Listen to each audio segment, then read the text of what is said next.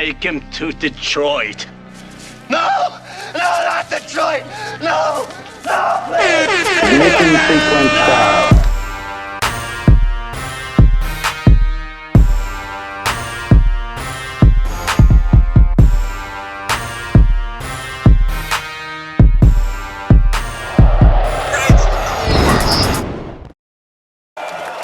Yeah. Yo. That's right, we did it. We did it, y'all. I'm celebrating like we won a Super Bowl, but we definitely did it. Go Lions. Go golf and all of y'all. Hopefully y'all make it all the way. Last year was messed up with that bad call. It's all good. Let's get it. We got it this year, Lions. What up, dog? I'm proud of y'all. Yes, sir. Yes, sir. Those that are on the bandwagon, stay on the bandwagon. Don't jump off for one loss. You told him. Leave it right here. We're going to leave it right here just to support our Lions. Today, we got troopers. That's a stormtrooper, y'all. Yeah, Lions. Troopers. You see it. You see it right here. Super Bowl bound. Today, we got a special guest. My co-host. Y'all know who I am. Shirt on too. Y'all know who I am. Adrian, I'm your boy Adrian, a.k.a. AD. And I'm Stubbs, STUBBS. You already know. That's it. That's what it is. And this right here, you know what this is. This is who? TTP, the TakeOff Podcast. And we ready to blast off. Come on, man. We got to bring him in right. Come on, bring Uncle in right, man. We got another author. He just wrote a book. Y'all see it. What's it called? Through My Eyes. This is Lamarr Dukes. Give it up for him, y'all. Welcome to the show. We are so happy to have you. And before we we get to the book and your life, I just want to give some condolences. We had some people that have passed on this past week. We had basketball legend Dikembe Mutombo. He passed away with his battle with brain cancer. We also had John Amos. You know, John Amos. Come on, Watermelon Heist. Watermelon Heist. Daddy on Good Times. Yeah, Daddy on Good Times. And let's not forget Roots, Kunta Kinte. King Kunta. I thought you was going to say Coming to America. That too. Yeah, okay. Yeah, he played in so much good stuff. So much good stuff. And also, I don't know, y'all might be too young for this, but also a baseball, whatever you want to call him, Pete Rose, he also passed away. Okay, yeah, rest in peace, Pete Rose. I'm sorry, I don't watch baseball, MLB. But we like back in the 80s. Yeah, you know. But right, we just want to give a brief moment of silence for those who's not here. Rest on, fellas. And we're back. No, right. But no, for real, rest in peace to all of you. All right. Come on, man. We got to do it. I just said Lamarr Dukes with 2 R's. Come on, man. We can just... No. Better introduction? We got famous authors. I'm good with that. Okay. All right, Lamarr Dukes, welcome to the show, like we said earlier. Thank you. Yes, you know what? I've been a big fan of poems all my life. I've been reading Maya Angelou books, things like that, and also a lot of Tupac's poems, before he got famous. Yeah. Well, rap is pretty much poetry anyway. Yes. It really is. Just a quicker tempo or over a beat, really. Yeah, over a beat. What inspired you to, get into writing poems? Actually, I didn't know I could. It happened years ago. This chick broke my heart. So I was going to write a letter and just get mad at her. But the more I wrote, it kept rhyming. I'm like, wait a minute, I got something here. So from that point, I just started putting my feelings on paper. And whatever I go through, instead of getting mad or whatever, I write it down and write my feelings out and make it funny, make it into a story, and you end up with a whole poem. Now you said long ago, what we talking about, the 90s or early 2000s? This was a high school school. I want to say like 87, 88. Man. Yeah. So basically you challenged your rage from getting mad to just putting it down on paper.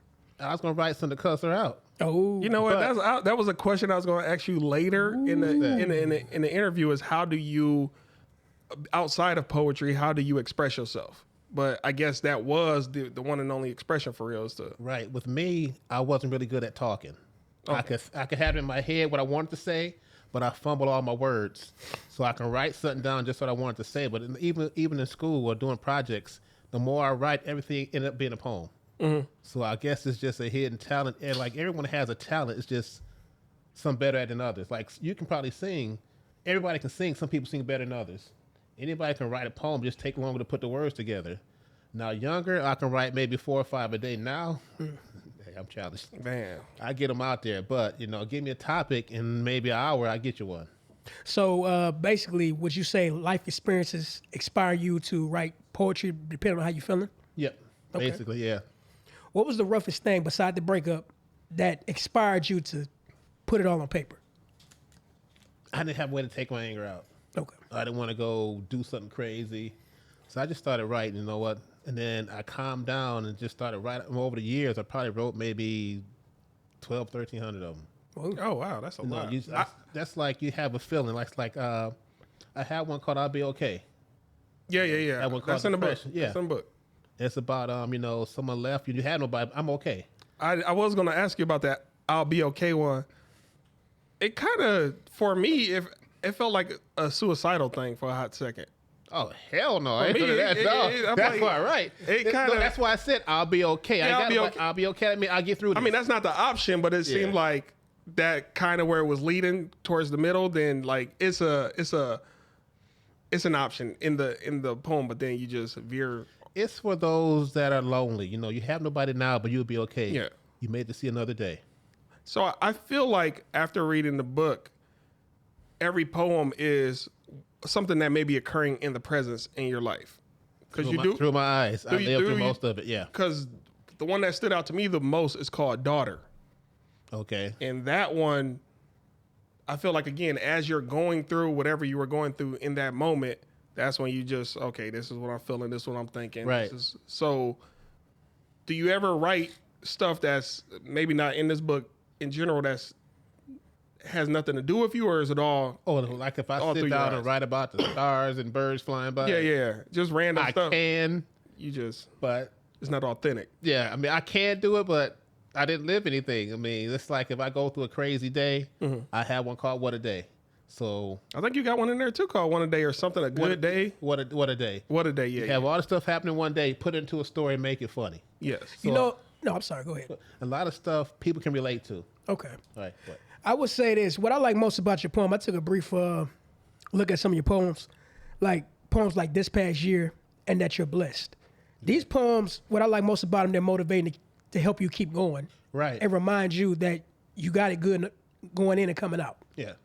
So that's what I've been through, Like I say, it's not suicidal. You blessed, you made another day. It's a motivating uplift. Yes. So some of them, it's like a roller coaster ride. It'll make you sad for a minute. You find something funny, and at the end, you're good. And I try to end most of them with a prayer, the long ones. I noticed a lot of it had, speaking about God and prayers and things of that nature. Yeah, right. I noticed that. But let's go back farther. What type of child were you? Were you a creative child? Were you more athletic, or did you ever? I was a nerd. Okay. Yeah, I didn't. And a nerd in the sense of what? Pocket protectors? Straight A student. Didn't hang out with the rough crowd. They outside playing football, skipping school. I'm watching National Geographic, just learning stuff. That's like now I go upstairs and kill Jeopardy. I just love to learn stuff. Yeah, so if it's me, I was always ahead of the class. That's like, I ain't gonna say I cheated, but I went to CAS. People cheated off you. Oh, yeah. Oh, you went to CAS? For 6 months. Oh. 6 months. Yeah, but see, the thing was, at CAS, everybody's smart. Yeah. I was okay. So what I did was I went to Cody. So if I keep up with CAS, I'm the star at Cody. I see what you said. So I stayed at Cody and came out of 4.0 because it's easier there and it's easier to keep up. Now, did you go to college? I have an associate's degree in law and criminal justice from OCC. Okay. I wanted to be a cop for a minute until I started getting done wrong by the cops, and I didn't want to be one anymore. Mm-hmm. So I'm like factory work and maintenance. So I do something better with my hands than shoot a gun, shoot a unarmed black man. Right. I keep having run-ins with them lately, and I just try to veer. I lost respect for them. After at like 19 or 20, getting snatched out the car, roughed up by the police. I don't want anybody looking at me like that. That's a bad feeling. What were those guys called back in the day? The Big Four. Big Four. You had encounters with them, or that was before your time? Oh, no. I had encounters with them. Oh, man. I got pulled over and said something smart. He snatched me out the car through the driver's side window. And that's before body cams, too, bro. Yeah, I was smaller then. I was like 110 pounds. Oh, so with work boots on. Now, was that during the 80s or the 90s? I say about late 80s, early 90s. Let's say like 88. Wait, so you were... I'm trying to understand your I don't want to say age, but... 55. So you were kind of around during the crack era. When it first came out, I ain't never seen it or used it. I'm a nerd. I mean, I know you didn't, but it came out around that era. Yeah, what was that boom like that? What I was never around it though. You weren't. I was. But was it in the neighborhood? Were you? Well, I know you say you weren't around it. Were you affiliated with people who are one or two people removed around it? No, nothing near. Oh, that's. I was sheltered. Like I good. say, we had a. That's your poem. I'm blessed. Yeah, yeah. I wasn't brought up in that area. I mean, that neighborhood. Wasn't, and we had kids around us was like watered down thugs. Mm-hmm. You only a thug on your block. Yeah. Every block had a thug and a bully. Right. So I lived next door to bullies, and that was it. They wasn't nothing once they left Woodmont. That was it. Well, let me ask you this: did you notice the city changed during that time? It got raggedy-er. People stopped caring. The city used to be beautiful. You know, you go to your old neighborhood now, you almost cry. Like, where the house is at? What happened? Can somebody grab a lawnmower or a rake? I drive past one of my old houses all the time on Hubble. That's all I'll say on Hubble. And that block is different. A bunch of houses gone. Yeah, it's like, what happened? Yeah. I could definitely understand that because, I'm hearing from old school people telling me how people went from sugar to, you know what I mean? Get on my grass type people. It's like back then, we knew our neighbors. Yes. Now, you just live somebody for years, don't even know what they look like. Yes. I'm one of those people everywhere I go. I don't, because I'm not social. Even my neighbor the other day, she talked to me. She was like, you don't never speak. And I'm like, okay. And I kept walking in the house. So that might be a generational thing also. It is. It's like, I don't like being around people, but people gravitate to me. Mm-hmm. So the more I go, somebody go just grab me and start talking. I'm okay with that. Yeah. Okay. Yeah. Now let me ask you this: going back to your childhood, would you say you were more of a loner, by any chance? Yeah, introvert. Introvert. Yeah. Okay. So I didn't really have many friends or keep many friends. Did you want many friends? No. Okay. No. So you're comfortable. Give me like 3 or 4 people I trust and cut the deck. I don't need a whole crowd or followers, nothing like that. So you was never aiming to be popular. You just want to. Nope. Just do your own thing. Sound like me. That sound like me. No. I always say they follow trends. I set them. They want to follow me. I let them. I always tell people. All right. I tell people once you got 12 friends, somebody's a Judas. The more you have, Somebody gonna stab you in the somebody, back or be jealous of what you have. Yeah. So if you do have friends, make sure they have as much as you have. That way they won't try to pull you down. You got friends. I'm gonna go get this car. No, you don't want that car, man. Get this job. You don't want that job, man. No, I'm gonna do my thing. Get friends that's gonna motivate you and help you. If you got $1, y'all got $1. So if your car broke, let's go get it fixed. If they there when you down, those are your friends. If you get down and nobody's around, leave them. Right. So are you the same way now? Hell yeah. what? I count my friends with a peace sign. So what is something you ever be in one of those situations where they say somebody do something for you and they be like, oh, I know you would do it for me. Have you ever been in one of those situations where you did something for somebody and that same scenario happened and they didn't do it for you? Yeah. And are you still friends with them or still hang around those individuals? No. Reason being, I don't ask for much and I'm there for everybody. But if I need you and you're not there, then you were using me the whole time. If I done did everything for you and I can't get one favor out of you, that's like when you loan somebody money and they show up with new stuff and they ain't paid you back. Oh yeah, I don't like that. Exactly. Yeah. Yep. Now, some people deserve it. Some people, the circumstance, hey, I wasn't there for you when you needed me, but the cutoff, it doesn't deserve a cutoff. Do you feel like it deserves a cutoff? Do you have like, okay, this your third time, now you done, or is it just the first time you out of there? It depends on the situation. Everything customized. Yeah, if you really couldn't do it because of a certain situation, okay, I got you. I understand that. But if you just turn your back on me, that's it. My back the other way also. Now, have you ever wrote a poem based on any type of situations like that? Yeah, let me vent. Do you remember all of them by heart? All your poems? Or? Some of them, yeah. Some of them? If I could see like one word, I can go from there. Okay. And the weird thing is, I will write them, and I'm going to kill them with this verse. I'm going to get it with that, and after I'm done, I hate it. I'm my worst critic. You're right. Yeah. But then I would read it later on, I'm like, man, this is good. Who wrote this? Okay. And it was me. I read one at church the other day, and I was crying reading through. It was called Depression. I'm like, why am I crying? I'm like, man. But it was so good. I'm like, well, who wrote it? I wrote it. Now, it's crazy that happens because sometimes you forget you do so much, and then when somebody go back over, like, wait a minute, I did that? Yeah. I didn't know I was that good. Stuff like that, yeah. I'm my worst critic, but when I see it, when it gets cold, if I write it when it's hot, okay, it's good. You got it. Yeah, I like it. But later on, I read it's like someone else wrote it. Now, you say you are a perfectionist. I'm sorry, you said you are your own worst critic, but do you see that as a sign of a perfectionist? Because that's what most perfectionists are, their own worst critics. I never thought of it that way. I just wanted to be right. You know, you can rewrite it 3 or 4 times. It come out different every time. Which one is the best one to use? Now, do you think it's the fact that somebody else is reading it and you're just hearing it through somebody else's voice to make a bigger impact on you? I mainly just want to be inspired by reading it because a lot of stuff I wrote, I went through it, and that's like someone else can go through it also. That's like the one depression. A lot of people are depressed, but no one knows. You can be sitting here smiling at somebody. I had a cousin a few years ago, never knew it. We walked my sister down the aisle during a wedding. A month later, he killed himself. So that was the one depression because the verse said someone wanted to talk because they was ashamed. They said we'd talk later, but sadly it never came. That was him. Man. So some of the stuff is real as far as my main one was depression. That would probably describe me. A lot of stuff there is pretty much my life. I remember the first time I experienced depression, I didn't know what it was. Like I was, if I had to say, I say about 3 years. I was depressed. I didn't want to be around family. I didn't want to go to. I don't want to go to gatherings because I'm antisocial, honestly. But it was different for those 3 years. Yeah. Then I one day considered depression, and that is what I assume it was. But once I acknowledged it, I got out of it. It's like a dark cloud comes over. You can't outrun it. Yeah. So, the best way out of depression to me is laughter. You got to keep laughing. Yeah. Because once you get sad, it just pulls you down.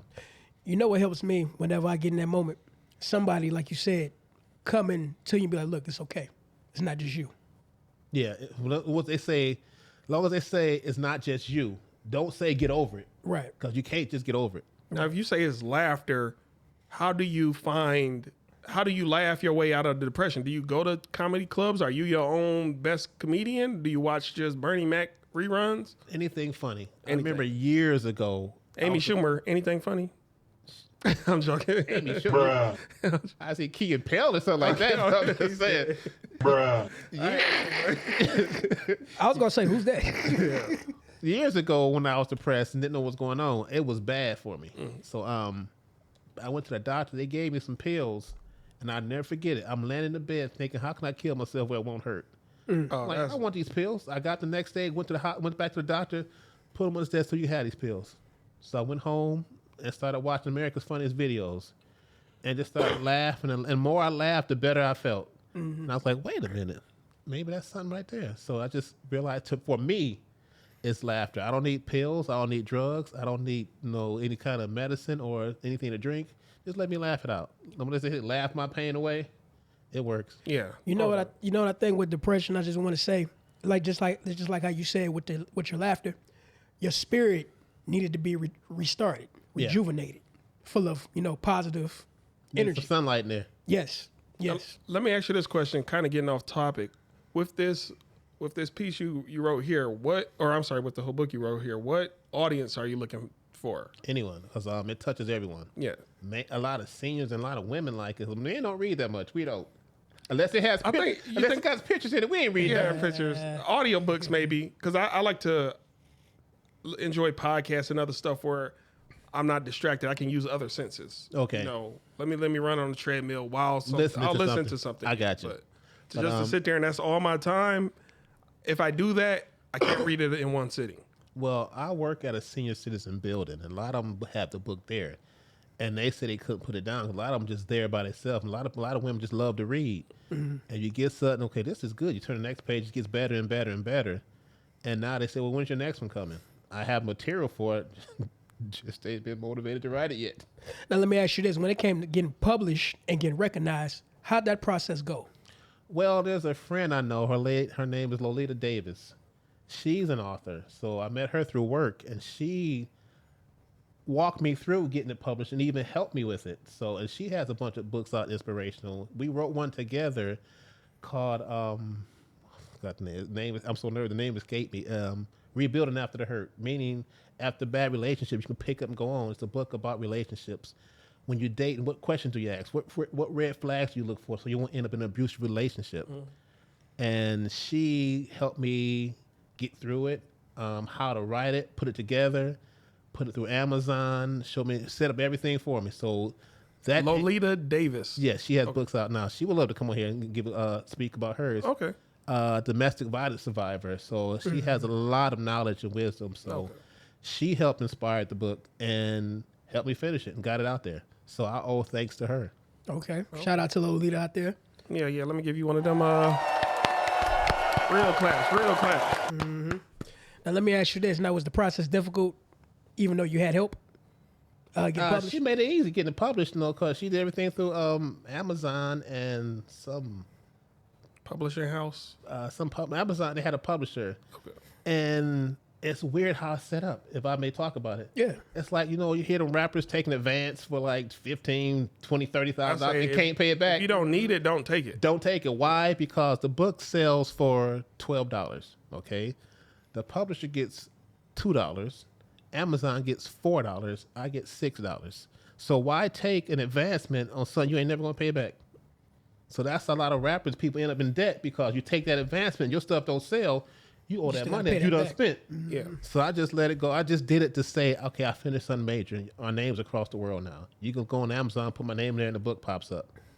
So it's a big accomplishment for me. I actually finished something. Usually you get a project going, I'll finish it later. It took me a while to write it because it should have been done. I just kept giving up. It seems like you already had enough material for probably 2 or 3 books. If you've been writing for years, yeah, I do. You but got it. You didn't want to compile everything. These are the ones I want for this. Well, with me, doubting myself, it ain't gonna sell. Nobody gonna want to read this. But I was writing them for church. I had my own segue in church called Poetic Moment, and they said you should write a book. I'm like, for what? Nobody gonna read that. So I put them all together and picked the certain ones, and it made it to made the cut. So as far as material I had the material there. I just didn't believe in myself enough until I got that push and put it out there. I guess it's pretty good. Everybody like it. They want another one. I remember when I first heard you, because I've known you for years. When I first heard you drop this book, I was like, what? Like, yeah, I didn't. Me of all people. Yeah, I'm like, what? Are you sure? Like, this is okay. Like, it was shocking. So how'd you find out about it? Through text, group text. No, was it group text? I wasn't in it. Oh, yeah, you weren't there, but I want to say group text told me about the book, and then I was like, what the heck? And then I bought it, and then you didn't know I bought it, and then I had to surprise you with the fact that I bought it and I read it. Yeah, and then you wanted me to sign it. Yeah. Everyone went to Arthur. I was like, what? Sign it for what?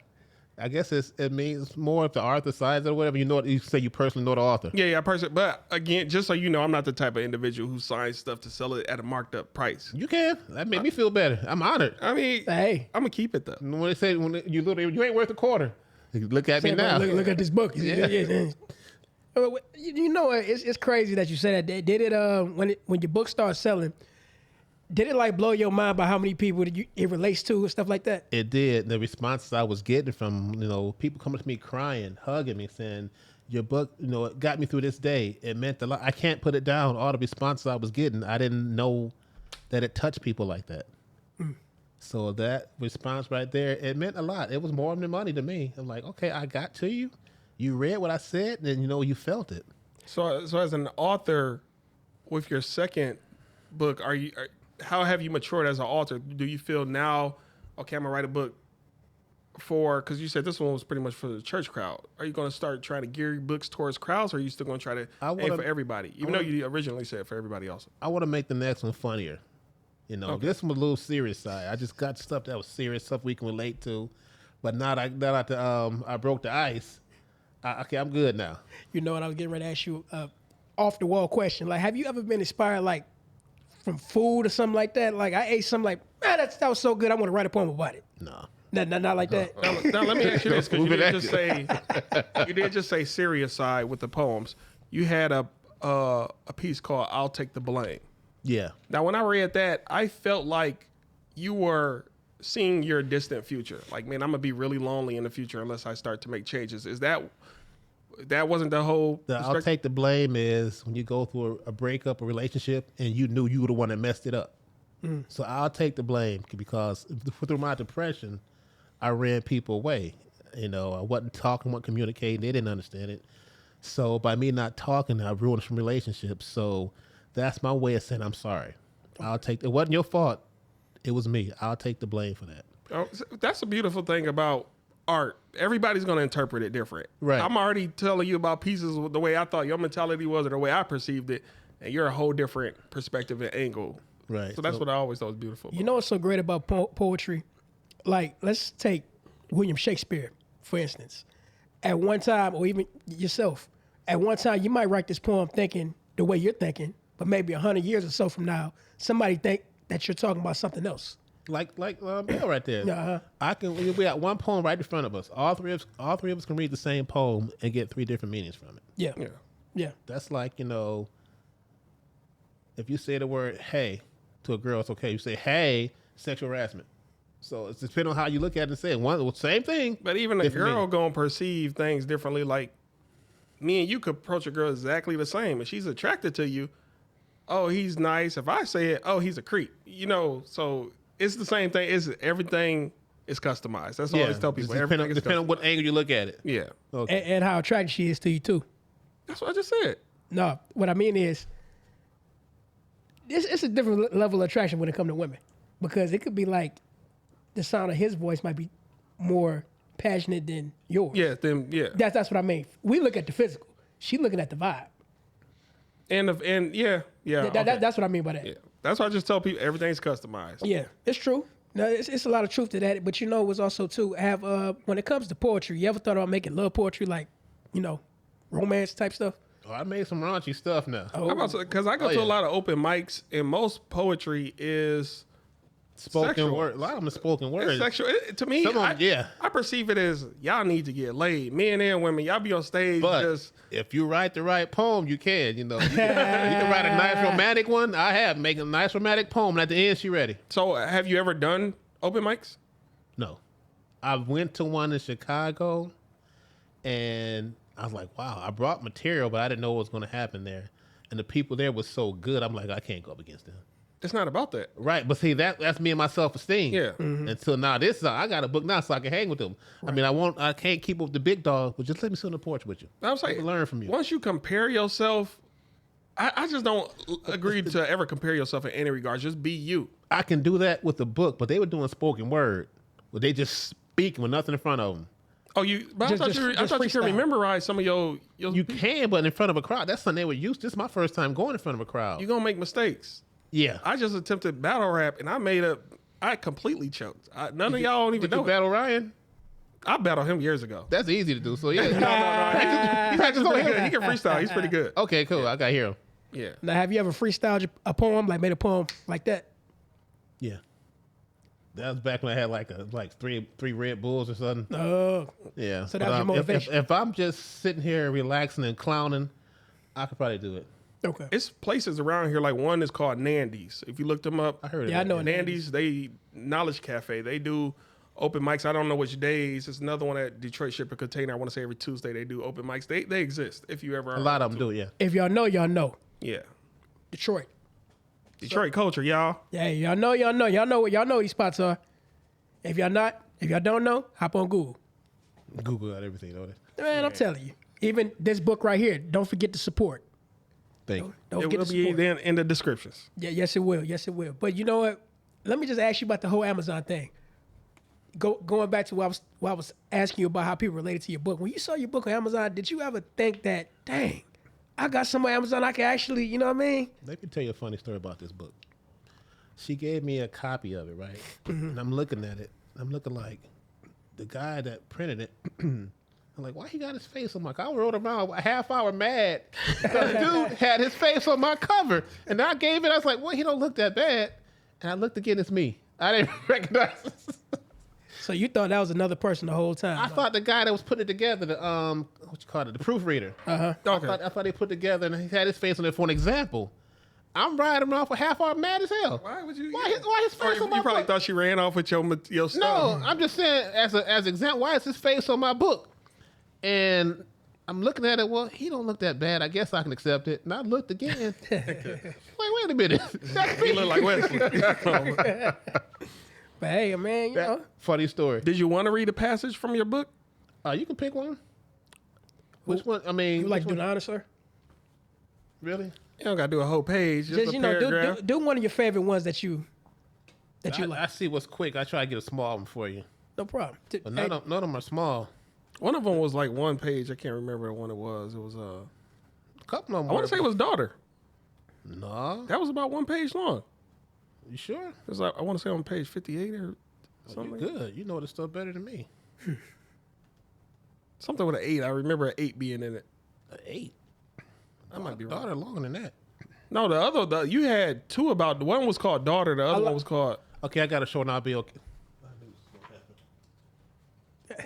Get old, you got to eat glasses. Oh yeah. Hey, I'm right there with Got you. my bifocals on. It's called I'll Be Okay.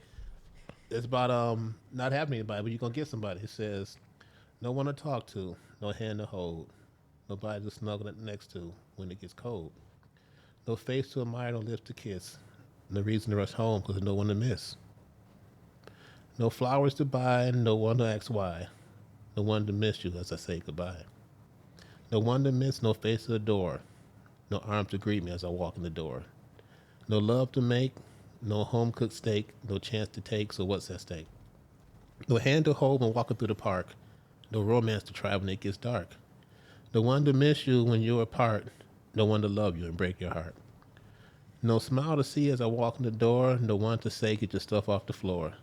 No one to tease you and wanting more, no reason to smile because you adore. The Lord has blessed me to see another day. I have no one now, but I'll be okay. That's a lot of single women can relate to that. You know, like it's not the end of the world when you break up or you have no one. You'll be okay because you got stuff to go for. Earlier, I was wrong. I had my poems mixed up. I'll take the blame with I'll be okay. That's the one where I thought you perceived your future as like if I don't make changes now, I'll have nothing in the future. I'll have nobody to. No, it's not directed towards. It's directed towards a now. Yes. It's like I say, I have no one now, but I'll be okay. Meaning tomorrow's another day. My granddad got this. Whenever somebody asks him, "Am I gonna be okay?" You know, he always tell me, "What's that? What other choice you got?" Yeah. What you gonna do if you're not? Make the best of it. Well, okay. Life has no retakes. You get one to live. Make the best of it. Mm-hmm. I made it through a whole bunch of tomorrows from a bunch of messed up yesterdays. You ever have a day you thought I wasn't ever going to end? You can look back on it. It's years behind you now. Usually that's those hard labor jobs, though. Those days is like, man. Or when you was a kid and got in trouble, it was like, man, your heart up in your throat pounding. Yeah. And look at us now grown. So you made it through a bunch of tomorrows. I appreciate my childhood, all the whoopings and everything. I think I just told my mom and dad. I thanked them. Right. Yeah, because it saved me. Yeah. But it builds character. It would have been a different path. If I didn't get them whoopings, it would have been a different path for me. I know it would. Well, I learned from 2 or 3. I was good after that. I got more than 30 in my childhood. Oh, no, I was good. Now, you seem like a brother that would actually pull somebody over to the side whenever they're going through something. What would you tell somebody that's going through an uncomfortable situation? What would your advice be to them? You can call me. I got you. Because I've mentored a lot of young guys, young men. Even in school, I could say I saved 3 people from shooting somebody. I didn't realize it. I talked to a few people out of suicide. Wait, how did you figure that out? You saved them? They come back and tell you? Because they had a gun. I'm in school. Man, don't go over there and do that. Don't do it. Because back in school, bullies got away with everything. And like now, you can do something about it. Back then, we was getting picked on left and right. This guy brought a gun to school. 2 or 3 of them did on different occasions. Cody? All Cody? Cody, one of them was Ludington. And one of them was vocational school? Yeah. Bright Up. Oh, you went to Bright Up too? Yeah. I went there for computer-aided drafting. I had mechanical. I had mechanics in cars. I wish I would have did mechanics. It was fun. So you had the wisdom as a youth to talk people from I've the always had a feeling to protect people. I don't know what it is. I'm like that big brother. But then I was the big brother that couldn't fight. But I could just talk you out of it. So I talked a lot of guys out of it. But you're intimidating. Were you always tall? Or when did you start to? No, I went to high school. I was 4'8". Oh, really? Then you just shot up? I shot up in 12th grade. I was 6'1", but I was still 120 pounds. That's what I did too in 12th grade. My knees kept hurting and I just shot up. Man. I think I know why. Why? You want me to say it on there? Go ahead. If y'all haven't noticed by now, these two are related. Yeah. Y'all, I had to say it, bro. No, go ahead. These two are related. Yeah, that's my uncle, yeah. This is his uncle. Come on. We got it. Come on now. I don't know why we took so long to say that, brother. But yeah. No, I just as far as the tallness, it's the Taylor side of us, I guess. Yeah. Yeah. But yeah, man, it's all in good fun. But I'm actually happy to have you on the air. Another reason why is because, like you said, we need more of people from the last generation to step up. Yes. Or just communicate. But that's the thing, though. You gotta. A lot of people don't reach out for help. They will sit there. I can figure it out on my own and make bad decisions. I think that's a man thing, though. It's a pride thing. Okay. So I've mentored quite a few guys. You know, you want to hang with me, we go out to lunch, we go fishing, we can talk. Just somebody to talk to. A lot of guys don't have a big brother or a father. So if you could pass on any message to the preceding generation after you, what would it be? And if you were in a position to receive a message from a generation before you, what would you have wanted to hear? I want to hear advice from an old guy. Why? Regarding what, finances or anything? Because them old cats, they done lived through it. So whatever I'm about to go through, they done been through it. They can tell you about finances, how to keep your wife happy, you know, how to keep your temper at work. And the young cats, you got to explain it to them. You got to work hard in this Europe. Do you think part of the problem is because we don't have villages anymore? Yeah. We don't have villages, communities, or neighborhoods. It's every man for himself. Let me ask you this question. Do you think arranged marriages will help the black community? No. How are you going to arrange a marriage? I just feel like it's a lot of single people out here, but other cultures, no, it ain't no divorce. I think it's fathers need to step up more. Why? Because you need that man there to guide that boy. How can a man be a man if you've never seen a man? So were you kind of around during the era when they said, what's it called? Welfare was making sure the man wasn't in the house so that the mom can receive welfare. Were you around during that era? I didn't know about it as a kid because my dad was there. Okay. So all I saw was them there. So he worked and take care of everything. And that's how I got, my inspiration. Dad worked from sun to sundown. So I got that work ethic. And, he taught me stuff. I was asking questions. So what happens now without the man being in the house, the woman tries to raise the boy and she can't. She can't, yeah. No. I mean, she can do the best she can, but some things a man needs to be able to teach him. Yeah. And so by a lot of people dropping the ball, you get your kid. I'm not going to do like my parents did me. They teach them less. And the next generation, I'm not going to do like my parents did me. They teach them less. So now kids know less and less and less. That's like girls nowadays. Half of them can't cook, but they can order. Mm-hmm. Oh, yeah. You got a trophy wife, but can't make a boiled egg. People care about, I always say a lot of women look the part. That's it. Yeah, you want a trophy wife. That's it. You look the part, but it's more to it than just with the physical. I'm glad you touched on that subject about the boys because I don't know if you listened to Kendrick Lamar a lot. When he first came out, he had a album called Section 80. And good album. Very good album. And it had a lot of poetry in between the songs. And he talked about what we were just talking about when it came to welfare. Well, he described, we are children of the late 80s. He described to us as the dysfunctional bastards in the Ronald Reagan era. You know what I mean? Yeah. We the kids. Verbatim, he said that. Or crack babies. What happened was some people on welfare get comfortable. They know they got a check. They know they got food coming. They don't want to do anything. You got people in Section 8 get a nice house paying $80 a month, tear it up. Why? Because everything is given to them. If someone have to work for it, you're going to appreciate it more. That's like you got these cars. I'm just going to tell on people. You got guys here with these Chargers that's stolen. Because you ain't going to buy a car and pay $800 a month for it and drive like they driving it. Mm-hmm. So if you got to buy it and pay for stuff, you're going to appreciate it better. If something's given to you, you don't care. So the people on welfare, you got a guaranteed check. You ever let somebody borrow something and you got it back in a horrible condition?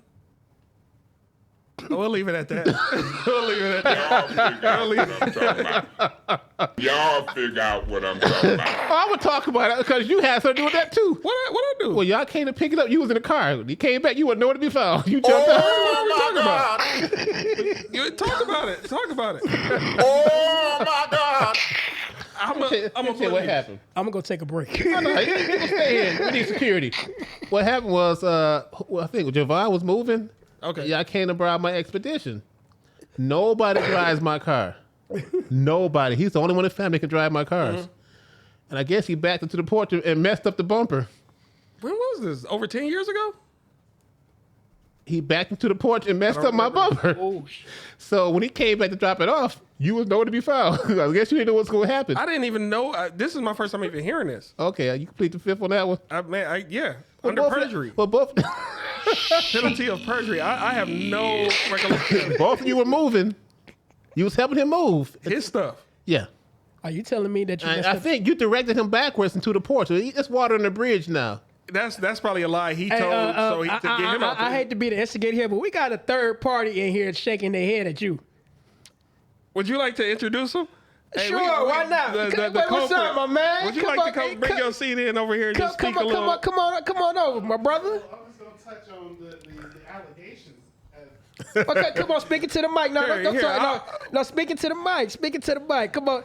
We're going to welcome on the show here, Stubblefield's brother. Come on, welcome to the show, brother. Hey, welcome, Joe. Come on, get in the camera. Yeah, there you go. Welcome to the show. It's a pleasure y'all having me here today. Appreciate it. All right, now continue with the story. What happened? The alleged story, I guess, because he disagrees, is that first of all, he said he wasn't helping me back. He wasn't. I don't remember. So how was I back? Like, you was either driving the car or you was directing the backup. When? So when we moved into the first house with Annie. That's why I got this. When Annie was first born, we were moving into that house, and we borrowed his truck. The one where you stayed on an apartment on the top floor? No. This was some townhouse before that. So there's some porch y'all hit. You and me went to go borrow his truck to move the stuff, and while I'm backing in, you were directing me. That's the story I got. And I end up hitting the porch. Tow it up. Like it hit the back of the bumper or Put something. a hole in it. I don't remember. I don't remember this. Well, I'd rather you say you don't remember than dispel the facts that we can recall. I'm saying we can talk about it, but I truly don't remember. No, we can laugh about it now. Okay, we can laugh about it. It's not. It's over. But what did you own the car at the time? If I paid outright. This is like I own it. Okay. This is like you ding dad's car. Like at that time, I was like, man, I'm about to get killed. What were we moving though? Furniture, fool. I think it was a couch. I don't remember this. I don't remember what was moving. I don't remember this at all because I remember every time I've helped him move, he rents a U-Haul. Are you sure it was me? Yeah. Stubbs, you my brother, but I'm sorry, but it seemed like you trying your best not to remember. No, I really don't remember. Because I'm the type of person, once I have a memory, I'll apologize. But I apologize. You didn't crash it. He did. Yeah. But based off of my the only slant we was making is when I had to return it and face Unc for like, where was Bill? Like, not like, how I'm gonna face this man? Like, it was a nice car too. Like, y'all know how funny I am about my cars. I don't. Mama don't even drive my car. I don't recall this at all. I really don't. Nothing. Well, I apologize. You ain't gotta apologize. Okay, what, you know, just laugh in your face like a joker? This is all funny. Yeah, we good now. Yeah. Okay. I done been through like 8 more cars since then. I just don't remember. Well, I'm telling the truth. it was close to 10 years ago. It was probably like 9, 8, something like that. Then. I feel like I'm being. I feel like in an intervention. Yeah, she's 9 now, so yeah, you good. About I'm just saying. My question 10 years. is, when y'all came to get the truck, both of you were in the car. When he came in to drop it off, it was just him. How did you jump out and run home? Did he pick me up? That's why he said when you was like, have you ever let somebody borrow something and then come back in the condition you left it? He immediately thought of that car. Like, he immediately looked at you, but you was looking at your phone. I noticed out the corner of my eye. Hey, I remember. I don't remember it. I remember. That's 2 against 1 now. We both remember it. I was like, that's not a good question. If I'm there, then my question was, I work nights, so maybe that's why I left, because I do work. Back then, I worked nights. He picked you up. You both came together in that Jeep. Then how did I? Yeah, that's the thing. Where did you go? That's what I want to know, because if I can remember. Inquiring minds want to know. If I knew about, 9 years ago? Really? Seriously? I don't remember it. Hit with them buttons. 8 and some change. One of them. Y'all figure out what I'm talking about. Okay. There it is. Hey, what I want to know is why'd you run out and leave your brother on stuff? I don't remember. If he the one picked me up and dropped me off, he should know what he did. But you ran, I don't know why I took you home. I just know you weren't there when I had to return the car. Wait, hold on. You took him home. I thought he got out and ran. No. He was like, we stayed there and finished what we had to do. He like, as soon as I hit it, just take off. Come on, man. He didn't do that. Yeah, I'm not that type of person. I just don't remember this. So I do. I'll even apologize to you for leaving you by yourself. Wait. Can we make this moment special? Can we make this moment? Hold on. What happened was, you didn't know what was going to happen when Javon bought that truck back. You didn't want to be around there. That's how I figured it. You didn't know what my reaction would be when my baby came back messed up. So you bailed on your brother. You were supposed to stand there and make his story match with yours. He had to take the hit for himself. I hear you, but that's not it. What is it? Because I probably had somewhere to be. Because you probably or you know you had somewhere to be. The real question is, why does he not remember what he did with me? Pause. What I did with you? Pause. What do you mean what I did with you? Like, I'm supposed to like grab you by the back of the neck. Do you remember? Do you remember? This did you drop me off or anything? I'm gonna say I this. like in the middle of it. I'm gonna say this. I remember for a half a second, I thought not to tell you to see like if you would notice, and I was like, I can't. That's exactly what I said. Really? I was like, ain't no way, he gonna see it. Not everybody walks around their car every time they get in and out. No, what happened was Javon said, I kind of had an accident in your truck, so he prepared me for it. That's the man thing to do? Yeah. Okay. So he came. No, I'm back, saying that. Yeah, no, that's he manned up. He said, I thought he was joking. He said, and the way his voice was trembling, he was kind of scared to tell me. But he called me. He said, I kind of messed up your truck. I didn't believe him, but the way he sounds like, okay, so I paced around. Was I mad? No. But this is my nephew. I look out for him. As long as you're trying, you're good. So I couldn't be mad at him because he's looking, this is what happened. And he was so scared. Like, what am I going to do? I ain't going to hit him. I'm saying, how bad was it? Were you able to go under the bumper and knock out the ding if it was the a bumper had to be replaced. It was that bad? These cars got plastic it was bumpers. at night, so we didn't really get a good view. You had a plastic bumper on a concrete porch. I don't recall It this just ripped at it. all. I don't even want to know how I looked in the daylight. You Like, didn't.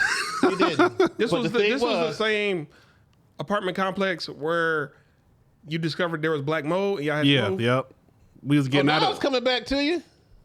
You know you remember. Come on now. because it was we was backing up off of Somebody the. had a red car. That's back when you had the red car too, right? Yeah, so it was a pole. Coming back. It was I don't like remember what car we drove. it was a pole, and you told me to go over to the left to avoid hitting this like a landline pole. But I must have not seen something else. But as I was getting closer to the porch, I didn't know, because the car is wider than the width of the porch, so I couldn't see the porch for nothing, and I just kept backing up, and Stop you. And then who's between Who's me at and you? fault? Yeah, I was about to say who's at fault between me and you. I mean, you're the spotter. How that work? Who's at fault? You're actually holding the smoking gun. No. You're supposed to say stop. No. I didn't see it. I can't miss a porch. You I'm saying, say I'm so stop. focused. I am guess responsible for the outcome because I'm the driver. So like ultimately it's on me. But it's like you were the spotter. in his story, I was so focused on him not hitting this pole, I didn't know about I didn't focus on other hazards. All right, we ain't gotta try to clear your name, man. No, It's but all good. Yeah, but I don't recall this. This will go down as a funny family moment. We good. Okay. I love my nephews, and like I say, we good. We there for each other. I've always been there for them. I've always tried to be positive. You never see me drinking or smoking. I've never. None of us really drink or smoke, to my knowledge. You hear me cussing. I can do that. Everybody do. Yeah. You got to. But other than that, I've always tried to be a positive image around you two. You need me, I'm there. Javon, we almost put almost your whole house together. Oh yeah. You took pictures. He said it was like a father-son moment. I was touched because, if your dad not around or, you need some advice, you can always call me. And I've always been there. So me and Javon. I remember back in the day, sorry for cutting you off, you bought a Nintendo or a Sega just for us because you knew we was going to be at your house from time to time. Yeah. As kids. You was like, yeah, this for y'all. Y'all was some badass kids. Everybody say that. Man. I don't even wanna know. I know I was You the don't worst. want to know. Out of all our siblings, No, I know I Javon was the worst. How? He would be spitting. No. No, I want to hear this. I don't. How do you call him spitting? Please do tell. I want to I hear thought that this. was When he would get mad, he'd start spitting on you. Javon I don't was a remember devil. that. You remember this? He was the worst one, not the best Might one. have. Yeah. I don't remember him spitting. And if I care the ringleader, it was like Yakko, Wacko, and Dot. That was your ass. You got us mixed up with some other kids because Y'all only need some nephews, fool. I grew up with them. I don't remember know. him spitting. But we or was her being a young, ringleader. like super young. Y'all was Like little, not like last week. spitting on he was people. like- That's a different level. Oh, just because you don't Javon recall was- doesn't mean it didn't happen. I don't know what. This is back when y'all lived in Pontiac, when y'all first came I remember back. Pontiac. See, vividly, your clearly. memory gone. I'm gonna talk to Javon about this. All right, let's talk. Let's talk. We've been through a lot though, but it's here. What happened? We still here. Can I ask you a question? Who's the oldest between you two? I am. I was gonna have him guess Oh. just to see, but Everybody get it wrong. yeah. You know they say the youngest is always the baddest one, right? I lived didn't. it. It's true. Look, I deny nothing. I was young. I don't care. Like, You you ever see, want me to say a kid sorry? so bad you see your fist balled up by his damn self? That's him. I don't remember nothing. But how y'all grew well, as if we were that bad, why did you never whoop us? For what? Everybody, man, if I got bad, if Look here, I'm all talk. I'm a yell at you, and when your mother come and let you, I beat him. shouldn't- I'll be like, tell her. if you still got young ones in your life, you shouldn't say that because if they see this, they really about to start trying. Y'all kids know I'm all talk. I only stay mad a couple seconds. I mean, yeah, it's That hard time, to really I be told- mad. What I are had- you? I had- what? Zodiac, what are you? Cancer.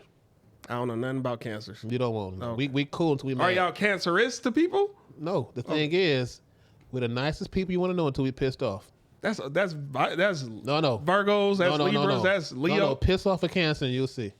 Petty? Or was it because y'all are the pettiest or what? Piss off a Cancer and you'll see. I'm not gonna deliberately do it. I think what you're saying is y'all so cool and laid back. It just take so much for the straw to break the camel back. Right. So that's when when you do that, all hell gonna break loose. So like once that line is crossed, because it take a lot to cross it. So once you go there. Yeah, and the thing was when they were kids, your mother always wanted to go roller skating, but nobody wanted to watch y'all badasses. I did. I remember 2 times I ain't gonna get into them. Sorry. I remember 2 times you watched us. I remember. That one time, I said, y'all stay in this room while I take a shower. And I went downstairs, I got all this red Kool-Aid and dripped it up my stairs. I put your asses right back in the car and took you home. I don't know why she didn't leave us at home by ourselves. Because she wanted her house. There's a lot of stuff y'all remember. I think our sister was even pretty young. Like that time one of y'all put a fork in the wall and blew you across the room. You making up stuff, dog. Ask Granddad. Ask your Granddad. You making up stuff, dog. You making up stuff, I think it was you. That's why he don't remember our childhood. Yeah. He got jolted. Tell you what, ask Grandpa. It's all fuzzy. I didn't like knives. I remember knives. I used to always cut myself with knives. You put something in the wall and it blew your little ass across the room. And I remember knives. Like I used to try to cut oranges and fruit with knives because I didn't have fingernails. And I used to always accidentally cut myself. So I don't know about that part. Yeah, I wasn't there for that. I just heard you got knocked across the room, and I know it was dangerous, but to me it was funny. Now let me ask you this. Oh wow, come on, man. I keep hearing we had accents growing up. They were really bad German American accents. Was that when we true? first came back? No. A lot of people y'all talk normal. That's not what I'm hearing from other people. Other people say we had weird German. We were out there for about 3 years. Yeah, but no, you didn't have accents. What, y'all lived in Germany or somewhere? Yeah, about 3 years. Yeah. 3 years. What part? Bad Kissingen. I think that was around Frankfurt. Yeah. Wait a minute, Von Kerr was born there, right? Born there. You guys were born here and then went back? Yeah, they went, had her, came back to the States, me and Bill, and then went back again. Just so the audience knows, older sister, middle child, younger brother. Yeah. Oh, so basically you were kind of the instigator, wasn't you? I was the baddest of all 3 of us. I always thought I was the baddest, but according to you now, new information. It depends on who asking. The thing about it is, here's the best part though. All 3 of them turned out great. They all just I felt like straight A students. Growing up, I'm so proud of them. I can say that. Did he say straight A students? Yeah, because y'all was smart. We're smart, but I'm gonna take the compliment. Okay. I'm gonna say this. Take it. Coming up in school, I would go into a classroom and the teacher would be like, "So which one are you gonna be like, your brother or your sister?" And he's like, "Cause y'all was like hot and cold. You either gonna be my sister, the overachiever, or my brother who's just doing whatever and don't care about nothing." Yeah, I did enough to get by. So it was like I walked into every room with a reputation. Would slide out. I sat in the back of the classroom and I shut up. I didn't, enough to get by, enough to graduate. Yeah. So they would be like, "Which one are you gonna be like?" Or I would just already be in trouble just because of my last name. True, that happened. Yeah. That happened. But But he set the pace for that. Did I? How? If I went second? I'm saying, if he already in trouble because his last name, who went before him? You. And Who Von went Kerr. before me? Von Kerr. So how did I Von set Kerr the was trade. You probably walked into a good setting. I did. That name carries weight, Every name carries weight. depending on how you set it up. Have you ever looked up your last name on Otis and just seen people? It's some people with my last name on Otis with life sentences. I never met them. Who was Otis? How did we get here? Yeah. Back to the book. I want to say this. Back on track.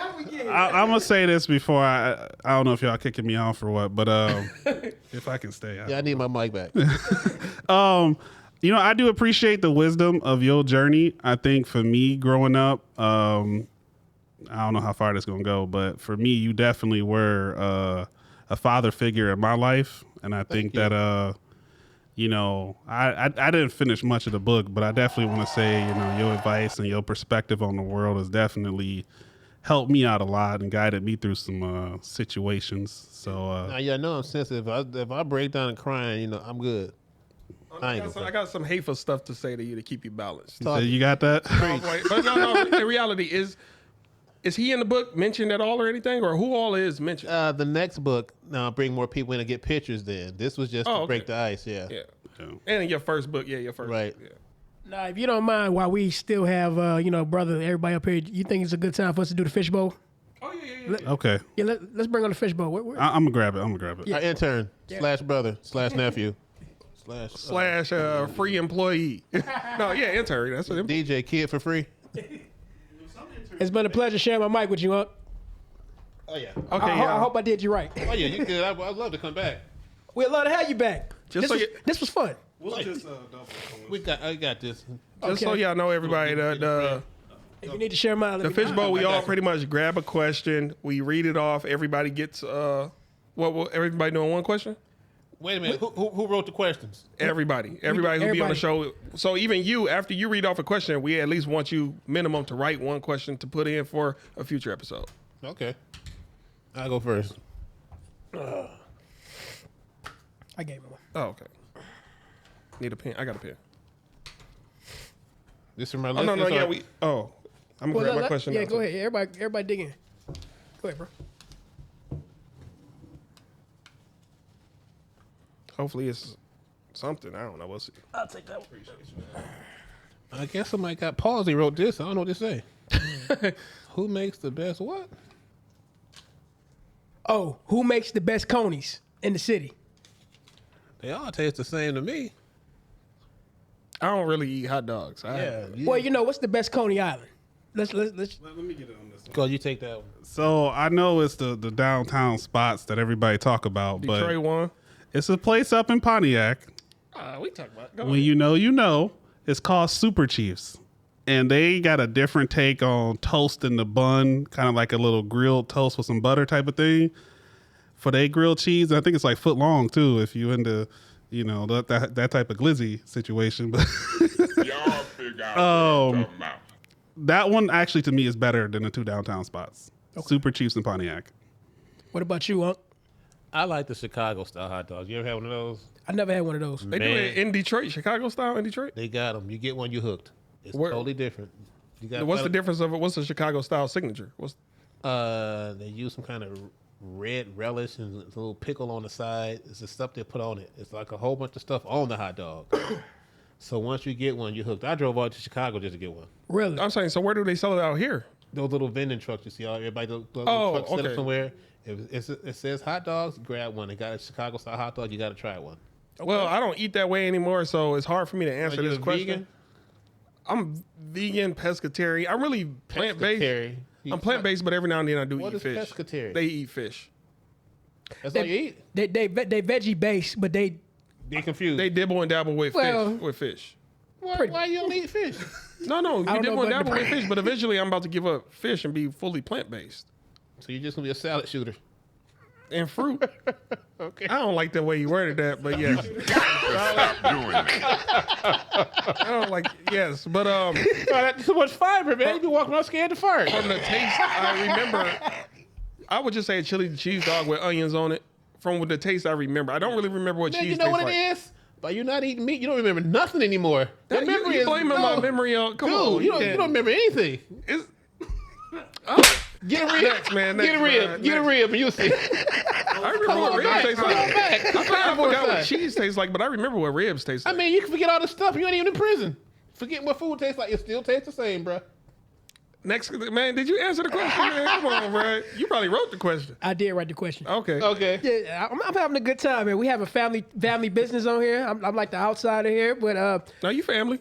Oh yeah, we all family. I just didn't do anything. That just so you know, I didn't do nothing. But don't confess to anything you got away with. Tell everybody that don't confess to nothing. But you know what? To me, I think the best coney, in my opinion, because I don't even eat hot dogs no more. I like omelets and shit like that. Yeah, omelets. Yeah. So to me, the best place to get an omelet, I would say, is probably Detroit 1. I knew you was gonna say Detroit 1. But you know why? Detroit 1 stayed open till like 2 a.m. 2 a.m. So later than 2 because the clubs close at 2. Yeah, but everything closed like around 9, 10 o'clock? Yeah. So let's just say you get no work. You can shoot down there, grab you something to eat, some wings or whatever. To me, that makes it number 1 in my book. I got a question for y'all. What's up? How far would you drive for a good meal?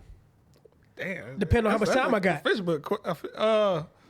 I done been to Tony's and everybody been to Tony's. Oh, Tony I-75. Let's not look. Y'all figure out what I'm talking about. Tony's I-75. Do your research. Go ahead, Neff. That's a hard question to answer. How far? For real? Honestly, I done drove like to Grand Rapids just for lunch. Like, I'm in Chicago. Yeah, like I've done it. So if when it's right and you know where to go to get it, worth it? Yeah. But literally just the meal. You didn't go there for almost on the side. That's a side quest. I went for a meal and a drive there. I can't do That's that. like now with the leaves changing color, people drive for hours to get to an apple orchard to come back with some apples and the apple cider and some cinnamon donuts. That is I true. probably would Just for the ambience of the drive. That You is true. As long as you got a good partner in your car with your car riding good, it's a good day. That drive don't mean nothing. They go quick. And they do it for 100 houses too when you think about it. They go far for that. Yeah, so You drive far for Cedar Point and stand in line longer than it took you to get there. Let me get on this. But okay. Real quick, I just got a question about these omelets because I like them too. Did they mix the filling in the egg or did they just fold it over? that depends. They can do either or. Oh, wow, that's fancy. You just gotta tell them. Hey, you just gotta tell them. Because I hate when they mix it in the egg. I like it folded in. It's See, I like egg whites. Okay. So I could. Oh, they cook it separate then. No, they can put it together. Okay. It's Yeah. on Woodward, right? Not too far from Caesar's Arena. It used to be the spot before they added the trolley. Now you can't park right in front of it. It's right across from the Michigan State Oh, University. yeah. I think I've seen that. Detroit one. Yeah, That's yeah, cool. yeah. And they even got a parking lot in the back that. I didn't even know nothing about. Yeah, They got a it's door in the through a back, crevice. Yeah. yeah. Matter of fact, it's right next to Cots. Oh, okay. Right over What is in that area. Yeah. All right. So who got the next question? Y'all want to go next? I was freestyling. Sorry about that. Yeah, no problem. Man. Don't forget the right one to throw in for the future. He read the one I had, so I really didn't get one. All right. How about guess? You This right here. know, hear that quick? This guy. This says, if you were in a horror movie, how long would you survive? I'll tell you how long I'll survive. Who's the guy? Is it Michael Myers? Because if it's Chucky, bruh, Chucky getting punted, bruh. He getting punted, bruh. Who's the guy? How would I survive? The thing is it a car available? Because I'm go. I'm not looking for nothing. If I hear a sound, hey, feel for you just can't reach you. I'm gone. Yeah. You want to catch me? You better be in a damn vet. I'm out. Have you ever seen a movie? I think it's called It Lives. I heard of it. It might come back It's to pretty me. much after you have sex with somebody, then you can see a monster and it walks to you. It just walks wherever you that go. keeps you a virgin, don't it? No, I tell you this, what movie I wouldn't like would be Final Destination. Because that's telling you you're going to die. Yeah. I don't know if I can do that. And it's showing you how you're gonna die too. Exactly. But would you be brave enough to tell everybody if we get on this boat, we're all doomed? Because I just would We? know. And If I live. knew, what you mean we? Bon voyage. You know what? I wouldn't even be in the damn movie. Exactly. Honestly, that's how I feel. I feel like this ain't our question because we would just we would know how to get out of What it. if The Purge or a movie? But I do like what you're saying about like rather flipping it to like what movie would you rather not be in because you know you couldn't get out. You know what I'm gonna do? I'm gonna create my own movie. The first all black cast scary movie. It's gonna last 10 minutes. It's called Scary Movie. No, have y'all it's seen gonna- The it's gonna be 10 Deliverance? minutes. That new one that came out? I think it's Deliverance. You mean the remake? no. Let me see. Let me get the name of it. It's They recently came They out. did just have an all black scary movie. Yeah. How long did it last? Look, man, that's like the best scary movie I've ever seen in my life. Like It's not I'm not talking about Deliverance. I'm talking about the other one when they was in the cabin. The all this black- movie. It was about a family that moved into a house, all black cast, like all black. Man, let me look it up real quick. I'm gonna. Us? How It's long? called Deliverance. It's on Netflix. I might be mixed up on the name. I'm gonna double. That's the name of it. It's the name of the new movie out. And it's a little bit like a religious tone at the end to it. You know what? I did see that. There was about a black single woman. Yeah. I seen that. Yeah. I seen it. No. Lee Daniels. Lee Daniels She's in a directed that. scary movie now also. Mother and Mom or something. Halle Berry's in some scary movie now. Is it called Mom or something? You know, I think I know what you're talking about. I've probably seen the trailer, but that movie, it is called Deliverance. Now, That's what's the plot? Without giving too much away. It's about. I like the way you broke it down. I'm gonna let my man's handle that one. Basically, in that movie, Deliverance, it was directed by Lee Daniels, by the way. Lee Daniels. I still don't like that you didn't give Damon Dash his money when he wanted it. You gave it to him eventually through the courts, but continue. Y'all figure out what I'm talking about. Yeah, if you know, you know. But We know. but basically, what it is, like he was saying, it's a religious undertone. It's based on a true story, by the way. Yeah, it is. But they just showed the real woman on social media talking about her experience. It's like the Black Amityville Horror. Oh wow. Go ahead. Because what it is they moved into a house that had a real demonic presence. It's like the first. I don't want to say the first. I've seen another black Exorcist movie. I've seen another one, but this was like the first one that was all black, centered around. But it was an Exorcist style movie where they had to do an exorcism on someone and try to remove the demonic spirit. Mm-hmm. But I ain't gonna lie, that's probably the best scary movie I've ever seen. Like I thought it was like just well written, and I really liked it. I'll tell you a good black scary movie, but it was a series. It's on Amazon Prime. It's called Them. Have I seen that? Oh, that's a series. That's about the first black family who moved to Compton back in the 1950s. Oh, yeah. I didn't see the first one. I saw the second part. Well, it's in one of those series. I don't want to give away too much because it's very graphic. It messed me up for like a whole week. Yeah. Y'all figure out what I'm talking about. It's a scene in there where it got really, really brutal. Really brutal. On the first one? It was like either the first one had like the Klan and stuff in it, right? I don't know about the Klan, but let's just say the mother and the family was left alone and she was encountered by some home invaders. Okay. Yeah, that was the first one, yeah. Okay, now, if you knew what happened, if y'all know what happened, just like I'm describing, it was really messed up. Really messed up. Yeah. All I got to say is cat in the bag. I don't. If you know, you know. Y'all figure out what I'm talking about. I love this thing. But real quick, let me answer this question, though. I think I would survive indefinitely in most scary movies. Wait. Let me give you at least 5 guys. First, we got... Okay. Jason? He's slow. I'm out of there. What about Michael Myers? Because both of them are kind of like. I think the only person that probably would get me is like Freddy Krueger because he in your dreams. As soon as I go to sleep, it's like I'm the type of dude. I'm gonna be in that dream thinking this ain't real and probably die anyway. Let me ask you this: all right, would you, if you knew this existed, would you go in the bathroom and say Candyman 3 times? Hell no. Like if I was like in that world, in that universe. Oh hell no! You know, okay. I mean, but I think Candyman, technically, the recent Candyman. I gotta ask. Most people in that universe didn't think it was real. So if I just tell you right now, hey, drink this water, you'll see a monster. Would you think it's real? That's just like telling a woman go in the bathroom and scream Bloody Mary. I just feel like then once a month, yeah. Oh my God! He put that fork in the wall. To this day. I don't recall that. I'm gonna say this. The original Candyman, then he was like more after like non-black people though. The very first, like maybe if we called him, he'd just be like, "What up, man?" He gonna come bring some knowledge. You know what? That's a risk. He gonna try to sell some oranges. That's a risk I'm not willing to take. Yeah, still though. Chucky. Yeah, no, he don't stand a chance. But Chucky's strong as hell though. Yeah, he got human strength. Remember, he's still a human. Yeah. Charles. Okay, let me ask you this: zombies. What about him? The thing is, why do they have to bite you? What do you mean? I mean, to turn it into. They gotta come get you to eat you for what? What they gotta eat you for? They always try to bite you and eat you. Why? I always just wanted there to be a movie with vampires and zombies, like humans, vampires, and like. But a vampire can't bite the zombie, ain't no blood.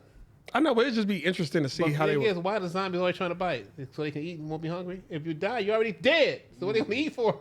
I just wish there was a zombie movie with rigor mortis, because once you get too stiff, how are they still? As we said back in the day, that's Hollywood. Yeah, it is Hollywood. Hey, either way it go, if you in the room full of any one of those, even a human, because a human is a monster on his own, you know what's gonna happen? You done fucked up, right? For the record, I can't hear these sounds, so all my reactions are just kind of imagining what I just heard. Let's just say, I imagine her the toilet flushing. Let's just say Bill Duke letting you know you done. You done fucked up, right? We can. All right. What was your? Did everybody answer that question? You'll hear it when you watch it. Yeah. Okay. Okay. Let me take a look at this one. It says right here, what age range did music feel most nostalgic, connected to your personal life, and connected to your personal life? You know what? I'm gonna be 100% honest with you. When I first heard Bone Thugs and Harmony, it's the first of the month. Wake up. It was something about that rhythm. What'd you say? It was about 6th grade, 7th grade? I think that came. Not even that. Probably younger than that. Bone Thugs was out in about 97. No, that was like 93. Bone Thugs was not out in 93, bro. Yeah, they were because with that song. Yeah, they were because you got to remember they took off when Eazy-E died. We were in Pontiac.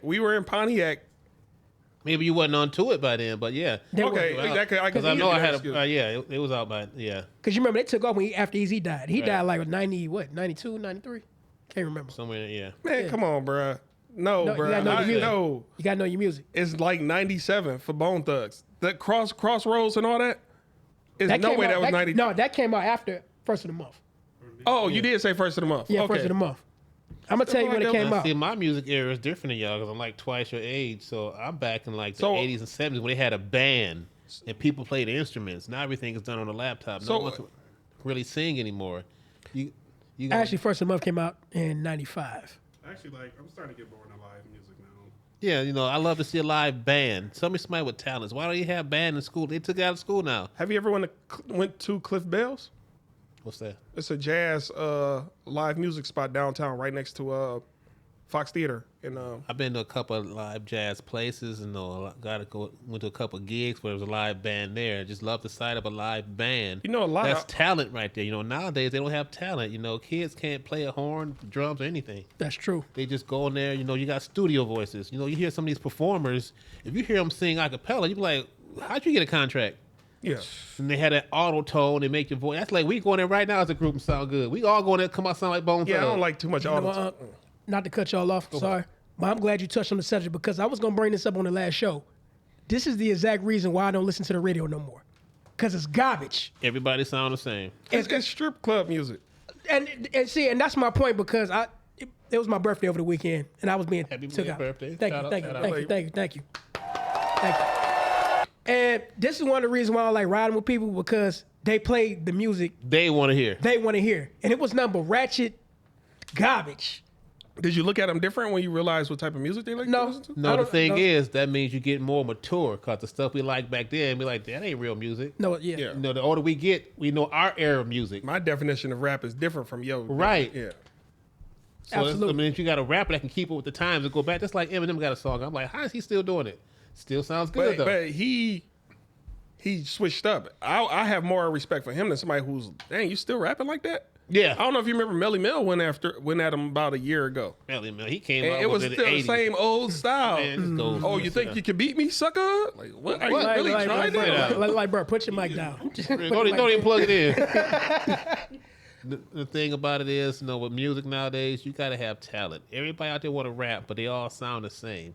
You got rappers out there, where the beat? They done ran off and left the beat rapping so fast. So as far as... And they have no content to what they're talking about. And that's another thing, too. Where's the message? It's not a message. They're just rapping. Who inspired you as far as your book or just anything? What are like 5 artists that assisted with your life progression of it? It could be Gil Scott. It could be... Prince. Prince for everybody. Music Soul Child. Tony. I was listening to Tony the other day. You said Heavy D? What was the last one? I like Heavy D. Heavy D, yeah. I get Black coffee, no sugar, no. His raps had sense, made sense to it. Yeah. Dilly D. It was 2 more. It'll come to me. What about when it comes Babyface? Because he can write them love songs. Didn't his wife F over TLC though? Was that Baby? No, that was L.A.'s wife. L.A. Pebbles. Okay. Pebbles. Yeah, Babyface wife F'd over Deion Sanders. Wait, what? Yeah, that's my first time hearing that one. They was together for a while, man. She didn't want to marry him or whatever. Something happened. She was too bossy. Damn, he had everybody. Yeah, even Halle Berry. Prime time. But that's besides the point. How was the MC Hammer era? The overnight people with baggy pants. It was a fad that came and went. You did the dances and that's that. Even Hammer gone. You had all the money that's gone. Was it enjoyable though? For what? Were you clubbing in that era or was it? I mean, the dances he doing, you need room. True. So the clubs you ain't gonna do. You fight, you doing all that kicking and sliding back and forth. And Hammer time, you got pants with your balls dragging the floor. I mean, you sit with some big old glow in the dark pajamas on, glitter. What about when gangster rap came on the scene? What was that like? It was hype music for me because you played some. It had like these deep beats to it. Mainly with gangster rap, the beat is what catch you, and later on you hear the lyrics like, "What did he say?" So, what's the gangster rap that you gravitated to the most? Was it NWA or Ice Cube? Ice Cube. Yeah, a lot of people. And then after that, my favorite rapper was probably Mystical. So how was that No Vaseline first time you heard it? Did you? He killed him with that. There's some rappers, they'll hit you, you can't come back. That's like Remy Ma went off on, was it Nicki Minaj or somebody? Or was it... one of them, I can't remember. And is no coming back from that. You can hit somebody so hard, they can't come back from that. Wait, were you... I don't know where it is beef, but LL Cool J versus... Kool Moe Dee? No, Cannabis. LL Cannabis. Cannabis, yeah. But now they explain what happened. But the thing was... That time period. I thought Cannabis got him. A lot of people say that. Second round knockout was that Cannabis deal. got him. That's my opinion. Yeah, But L is more famous. And that's the... Yeah. That's like when Kool Moe Dee... KRS-One and Nelly had a beef. Oh, man. Nelly got him, but KRS-One had everybody boycott him. He had more underground. So some of them may be mainstream, and some of them may be underground. The underground is more... What was their beef about? A song called Number One. They both made a song called Number One. Yeah. Number One, yeah. KRS-One got bit a lot. And then KRS-One, he said, I'm still number one. But his was back in his era. Nelly said he just made it for the movie. But he took it to heart to just find a way to get out there, get his name out there and blast somebody. He could have just sat home and just chilled with it. But you know, that Cannabis beef in LL, that was a misunderstanding. It was. That was a big misunderstanding. And LL explained later on he was just being arrogant. He was caught up in the moment. He apologized. Yes. But still, he had shut Cannabis down, though. It's too late now. I mean, the song's already made. So, Nas and Jay-Z, how was that Ether when you first heard it? Like I say, Ether, I wasn't really feeling that much, though. It was cool. What? Yeah, it was cool, but they made it sound like it was the end all be all. Was it was it? all right. It was decent. Decent. What about the East Coast, West Coast thing back in the 90s? That was just dumb. No, that's my thing is we all have contracts. We all rapping. Let's just make the money. I'm not going to say I don't like California, you don't like New York. We all made it. That's like they had the Source Awards. They messed it up every time it came on TV. You fighting. Why? You're all famous now. Just leave it at that. You want to go back and fight over what? You got on blue, I got on red. I like blue. If you think about blue and red, they gangs, right? Yeah. And they What both color? purple. What color are the Democrats and Republicans? One is red, one is blue. Red, yeah. Look at the boxing corners, blue and red. Yeah. Little Boy Blue, Red Riding Hood. It's always been there, but you want to fight about it. I don't understand that. Okay. Well, you know, excuse me, but you know, back to the last show. You ever heard of something called a nigga moment?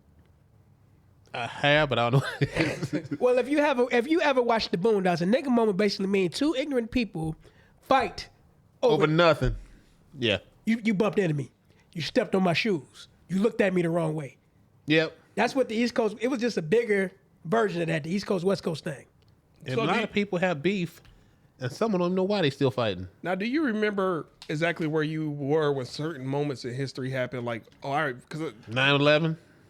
yeah. Yeah. Do you remember, like, oh, I was standing right there when Tupac got shot, or I heard about Tupac or 9/11 or this or that. Yeah. You remember? Yeah. So what? Because 9/11, I was young, but I remember it. But how was that for you, that moment? When it happened, 9/11, I thought it was a radio prank because I was on my way to work. It was a DJ called Russ Parr or Michael Bays, and he was always play pranks on the radio. They talking about a plane hit a building. I'm like, that ain't funny. Oh, And then it got real serious. He told me he gonna call the center. The radio got real silent. And you turned to another station. I'm like, what's going on here? I was going through a car wash when it happened. So I got to work. Everybody standing by the TV looking at the building on fire. I'm like, what happened? So every generation has something to talk about. Our parents had Vietnam or the war or Woodstock. they had MLK and all that too. Yeah, The we past. had Desert Storm, a couple other wars, and then our generation had Corona, and another war going on. So each generation has something they can look back on and talk about. We lived through that. The ones that made it. Hey, you know, I still ask my granddad to this day, where were you when MLK got shot? He told me that he didn't know initially at the time because he was working at the plant. But he told me at the tank plant at the time, and he told me he got a call from across the track, said, hey, unhook those tanks. So what's going on? We don't know. It wasn't until when he got home, he found out MLK got killed. And there's some history y'all may not know. He survived that shot. I know. The doctor in the hospital smothered him. Yeah. Y'all figure out Spit what on I'm them and talking smother about. them. Yeah. Spit on, yeah. A lot of people don't know that. We just know what we hear. There's some more history in it. I got a poem called Black History about how a lot of stuff was stolen from black people and they reclaimed it as theirs. Even rock and roll. Yeah. And Colonel Sanders, he ain't responsible for Kentucky Fried Chicken. A black woman, that's her recipe. But nobody know that. Or even the Oscars, you know, the Oscar do. award, that was named after a black man. Named Oscar Michaud. Yeah. He created the first camera. A lot of stuff was stolen from us, and we didn't know it. Well, us now, we just look, okay, yeah, that's cool, but we didn't know a black man discovered it. Traffic light, the cell phone. Yeah. Even William Shakespeare was black. And Beethoven. Just learned that one. Beethoven, even all of them. I just found out The Rock was black. But yeah, back in the day when he wrote them poems, that was called Spitting Game. Okay. A black man. And rap has been out for a while too. It's just they just said it different back then. Yeah. They tried to steal everything from us. That's like, things have changed in a while, and then what we get from them, we got to buy it. Mm-hmm. Back in the day, if we wore some torn jeans, they laugh at us. Now you're paying $100 for It's them. the fashion, yeah. Back in the day, you couldn't give us a pickup truck. Now they charge us out the ass for one. Mm-hmm. So a lot of stuff they had back then, we laughed at, but now we paying for it. And they just stole all our stuff. We got to buy it. We got to buy theirs. Yeah. Absolutely. Like, even that's why I think a lot of artists, kind of what you touched on earlier with the no advances. A lot of artists, y'all don't try to own your art. Y'all just a lot of people who tried or know too much, they're dead. That's like Prince or Michael Jackson. He tell people, own them. You wrote it, own it. So why should I write all this stuff, but you own it? You make money off it. I don't. When Michael Jackson bought the catalog, I was about to talk about the Beatles catalog. They wanted it back. Mm-hmm. When Bill they got it years ago, y'all may not know, Bill Cosby tried to buy NBC. Yes. I remember. And they've been after him ever since. Allegedly, sorry for cutting you off. Go ahead. That's why they got at his son. Right. And allegedly, that's why he been going through all he was going through. They're gonna take you down one way or another. When you know too much, they silence you. Mm. Look at Michael Jordan. His father. He didn't blow. Well, he allegedly didn't blow one of those games in the playoffs. And then when you make too much money, they try to get you out of it. That's like Barry Gordy. There's nothing wrong with Motown. Mm-hmm. They ran him out of Detroit. He went to California, and they said something else to him. He shut it down. Yep. Anybody with a good catalog, like you said, Prince, they say he didn't even have a will. I really don't believe that, but if that's what they said, because he is Jehovah's Witness, it is. But Michael Jackson, his mom had a will. They didn't accept it, but they accepted the lawyer's will where everything go back to Sony. The thing about that was no one ever heard of AGI. They came, set him up, killed him, took everything left. Who is AGI? Yeah. Before that, you never heard of that? Never heard of it. Conrad Murray, they allegedly killed him, but did what? A year and a half in jail? Yeah. For negligent manslaughter, whatever that was he was charged for. A year and a half in jail for killing somebody. So that was a front in the setup. Mm-hmm. So a lot of things is right in front of us, and we don't really see it. We accept it for what it is, but no one actually digs deep into what actually happened. I got to add this to the pot. Recently, they had Richard Pryor's former bodyguard on, during the interview, and he was talking about exactly the conversation we was talking about now. He was there when Flip Wilson was famous. And people didn't notice about Flip Wilson, but he had a big farm somewhere in Montana, cattle as far as the eye can see. When he died, this is why he say you better watch who's doing your paperwork for you. When he died, he had nothing to leave his family. You want to know why? Excuse my French, but he had the white boy doing his paperwork. And left it all to him. And left it all to him. And well, he went in there and tittle-tattled his will, leaving it all the primary things to the lawyer. I learned from someone a while ago, there's a saying that says, sometimes a shepherd has to count his own sheep. Meaning, whatever you got, you look at your paperwork. You do it. If this is mine, if you got an accountant, show me what I just paid for. Because you got people doing your accounting, and they spend your money. You end up broke. No. You go to get a car, you can't because your money gone. But I just made $3 million. Accountant got your money and gone. Don King. I was just about to say Rihanna, Don King. I was just about to say it. Yeah. People mess with you got to be on top of. Well, Don King, he just had people signing blank contracts, and they would just sign it. And he fill it in later. But they didn't know they was getting jacked over on that. Even with, let me say this, Puffy, he never paid any of his artists. They had him sign over the publishers and the rights to everything. So when they got paid, it all went to him because they signed everything over, not knowing. And they give you a contract about 72 pages. You ain't going to read all that. You just happy to be a star. You're going to just sign whatever they say sign, not knowing what you signed, and you didn't read it. And also come time to get paid. For what? You got advancement, but you lost it. Did you think he foresaw what he's going through now? Because he did give away people they're publishing back a few months ago. After what? 10, 15? It's useless now. It really is because it's not in the prime of the... It's useless now. So you giving me something I don't even need. When I needed it then, I could have made money off of it. He done milked the cow dry. Now you give it back with dry udders. You think he's going to do some time? Yeah.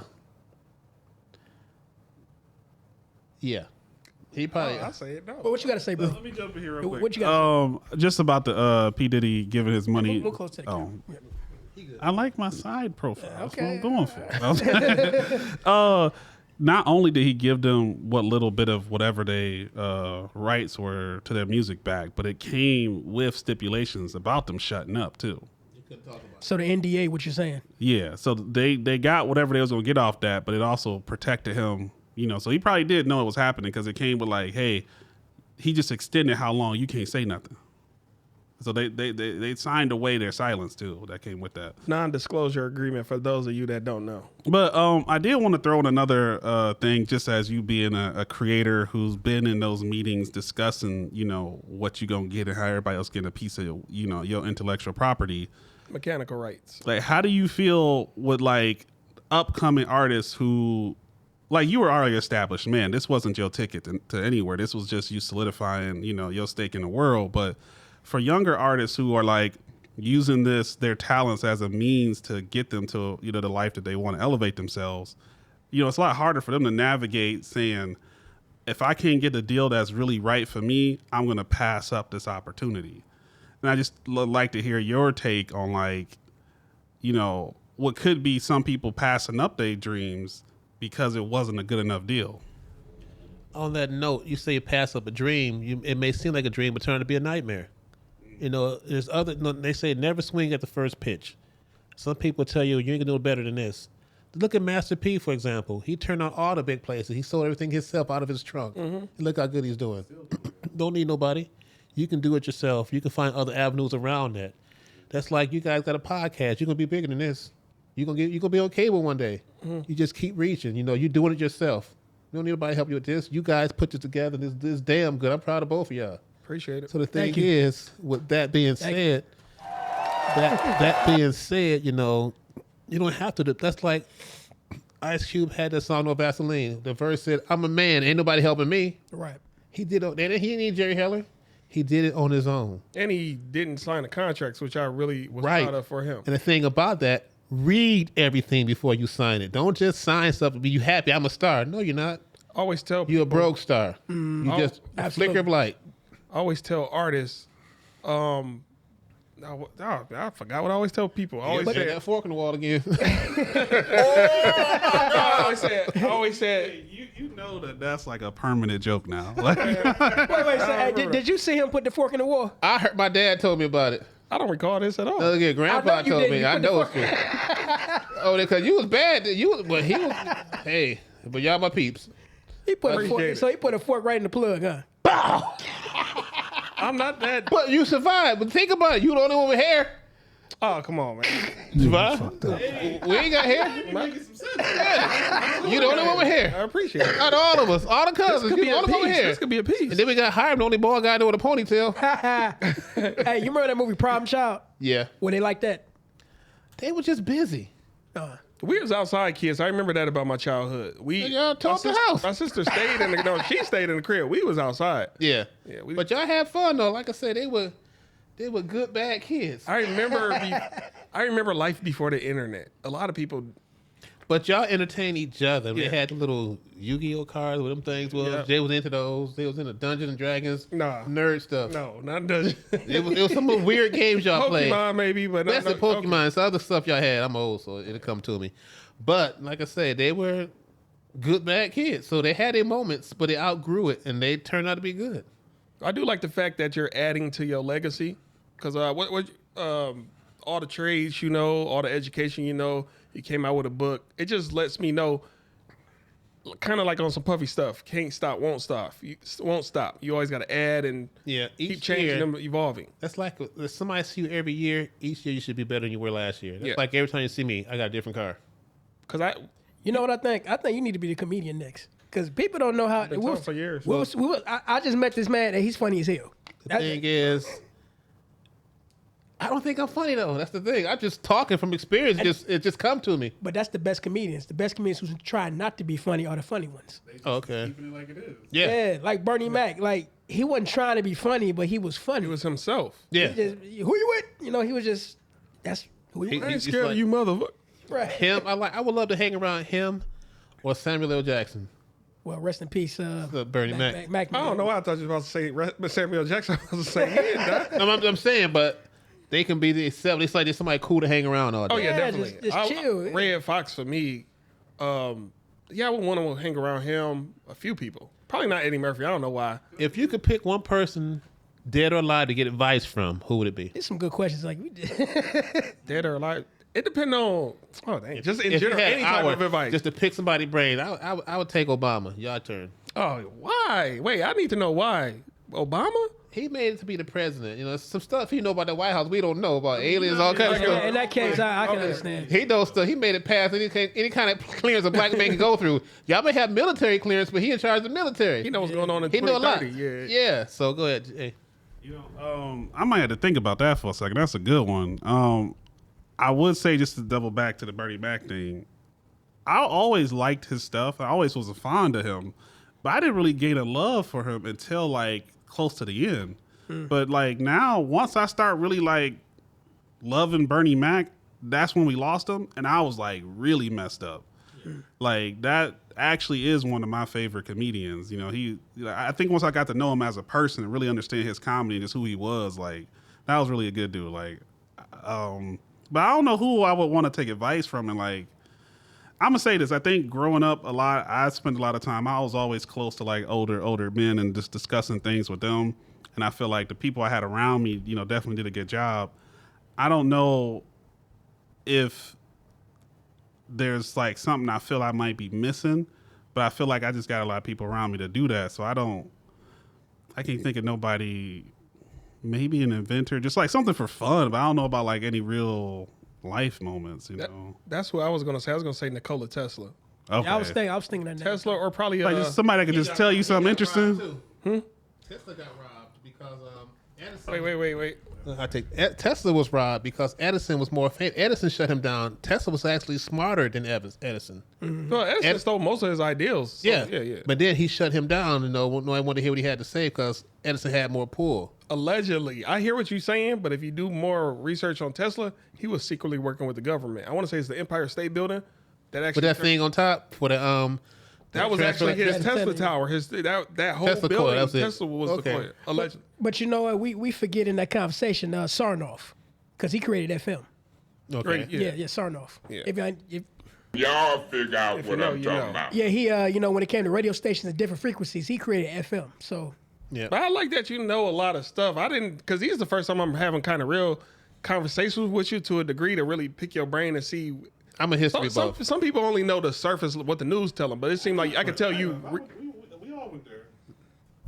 You said what? This is fast. Okay, yeah. Okay. But also the second person, if I had to just get advice from everybody, it would be one of my favorite comedians, Patrice O'Neal. I don't know if you know who that is. Never heard that one. Man, he's one of the greatest comedians. Patrice O'Neal. Patrice O'Neal. Look him up. He's I'll send you. he's okay. comedian. I'm gonna send you one of his specials. But they got some comedians that speak the truth, and we had what Paul Mooney was one of them. Dave Chappelle speak the truth. Chris Rock speak the truth, but they all tell the truth in a funny way. But let's not forget about Corey Holcomb. Him too. Corey Holcomb. Oh, He he's got 5150. Shout out to y'all. Give him one. Give him one. Oh, he Put the battery in there. Put a quarter in it. Put a quarter in it now. But you know what, bro? I feel what you were saying about Bernie Mac. You don't know how great a person is after he died. Yeah. Like case in example, James Earl Jones. I was at the Michigan game this past weekend, and the hype video, you see James Earl Jones doing the commentary. And as soon as I see him put the headphone on, I'm like, damn, I miss Grandpa. Yeah. It was that voice. Yeah, it was that Yeah. moment. You can tell he had a lot of wisdom, from a man who graduated from U of M coming from Mississippi. He had a bad speech problem too. A lot of people don't know that about him. But if you knew where he came from or how he ended his life, that's somebody, in my opinion, that He made it. you have to sit down and just listen to him. Yeah. You just have to, because that's Grandpa. I like listening to a lot of old cats because, like I say, they've been through it. Yeah. That's they got the wisdom, the knowledge, and if you want to What's skip the difference? steps, What's the difference between knowledge and wisdom? there's a difference. Yeah. Tell us. One is implied. One is Knowledge is knowing. Wisdom is knowing how to use it. They say, yeah, he's knowledgeable, but that guy right there is wise. I get what you. It's That's kind of like employee and employer. You work, but you work for me. Yeah. So you're knowledgeable, and I'm wise enough to make you work for me. So I got you making money for me. Now, do you think faith plays a big part in wisdom? Having faith in the Most High? Yeah, I consider that blessings. So if you put out there, you get back. So I don't put out there to get back. I just put out there from the heart. And eventually, you will get back. So I don't expect anything in return. That's like I wrote the book. Hopefully it's good. But I didn't know it could touch so many people in so many ways because of what I've been through. It's like people say, you ain't the only one going through that. Now I know. So if you look at it from a different perspective, through my eyes, you see what I'm talking about. Because you saw a couple of them a different way until I explained it to you. Mm-hmm. So it's not anything negative. It's uplifting and inspiring. So that's the main point of it. I still enjoy it from my perspective too, though. Yours is beautiful too, but thank you. I just want to say I didn't say my take on the book. I think because I always knew you as like a funny person, that when I first saw the book, I laughed. But it was like a humble, like I just saw your face and I just burst out laughing. I was like, man. You know it's my face. But actually from there, I thought that it was kind of fitting because this was a side of you I had never really seen, I guess. Like, so I thought Through Your Eyes was a very fitting title because it kind of gave me a glimpse into like a part of you that I'd never seen before. So I was just like, oh man, this is a real soulful dude, type of thing. It's kind of like Jordan Peele going from comedy to scary movies. It's like, again, the rest of the world may only know you for this, but we know you from the whole other perspective, and then you present this. So, and the thing about that is, speaking with you two, you see me show up at family events. I'm there, dressed up. I laugh, joke with everybody, and I'm gone. Yeah, you don't stay. So they never really got to know me. So reading that, another side of me. I'm there for you. I'm at the events. I never stay long. I'm real drawn back and stay to myself. And I'm going to come there. I'm going to clown the whole family, and I'm gone. So this is a point where... You don't like to clean up. No. Oh, my God. I do, but I didn't make that mess. I put my plate in the trash. My plate's in the car. What about that left already? Well, I got to put that stuff up. Yeah. You're right. I put my plate in the trash. So anyway, this was a chance for you guys to actually know another side of me that you haven't seen. No one know. That's like when the book fell. They're like, Lamarr wrote a book? He write poems? You probably think they write raps or something like that, but a poem is it just happened. It didn't just happen. It took a while. It was inspired by, I guess, what I've been through. So through the hurt, the pain, the sunshine, the rain, I kept my sanity and I didn't go insane. You said I could write one, just say something like that. I definitely said that one. All right, Bars. Something like that. Now, let me ask you this. What's next for Mr. Lamarr? You see a movie, music, anything you want to venture off into? I see coming back here again or come back with you guys on cable because it's going to happen. Cable? That's ancient. There's dust on cable. What you mean? No, it's a way to get out farther, different channels. Right, but unless we have your little log on thing, I didn't know about this. You know what? I'll take Netflix.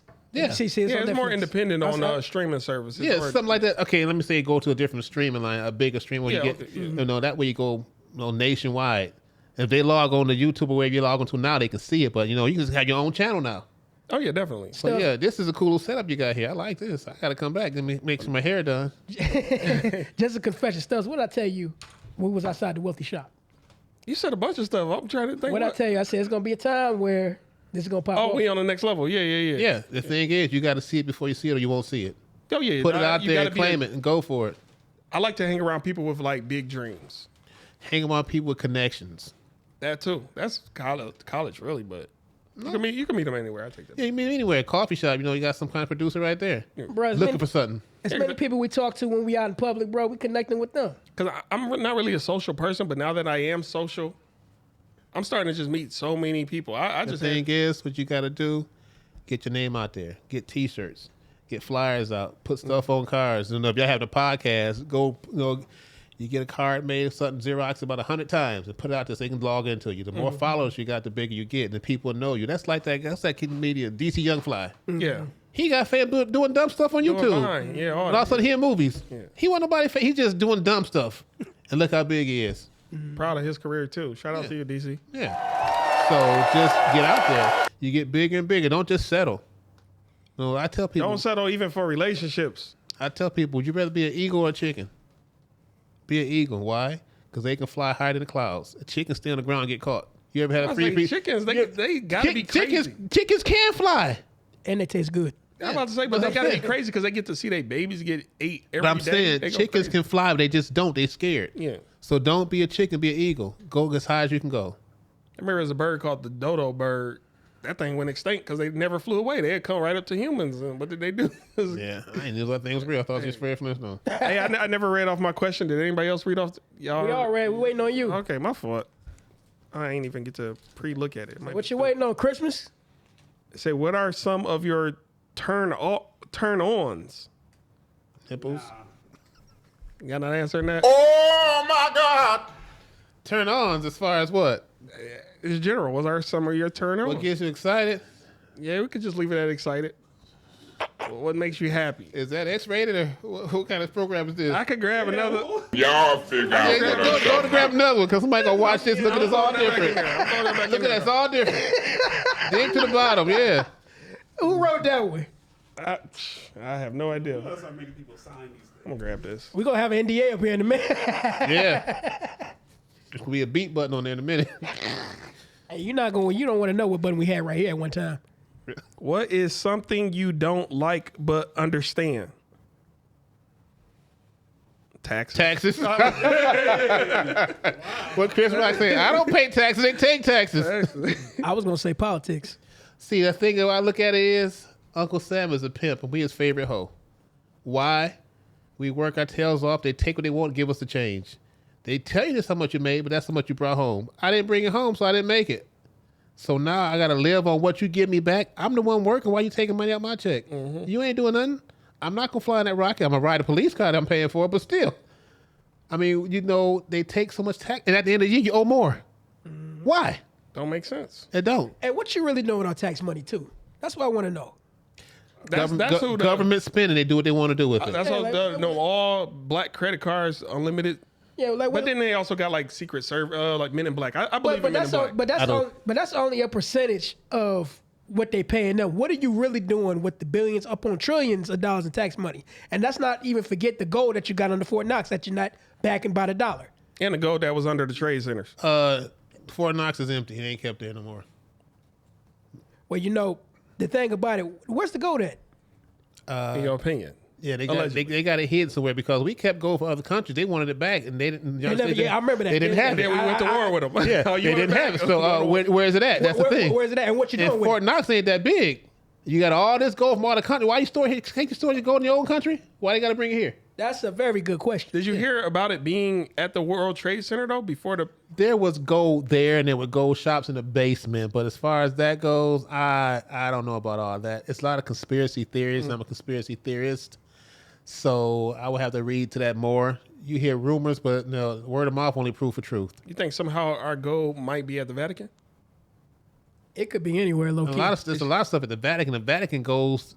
They got pretty much just miles on the ground. Every time the world resets, everything ends up at the Vatican. So they know what life was like. They before. know what's going on. There's a lot of stuff, and it's more stuff at the Vatican than we can even think of. Yeah. So only so many people allowed in there. A lot of people don't know. The Grand Canyons, they actually had caves in there that had stuff from Egypt and jade statues. But behind Mount Rushmore is actually a wall in there, behind one of the heads of Rushmore. That's what I heard. There's a vault in there. Now, did you ever hear that Mount Rushmore used to have...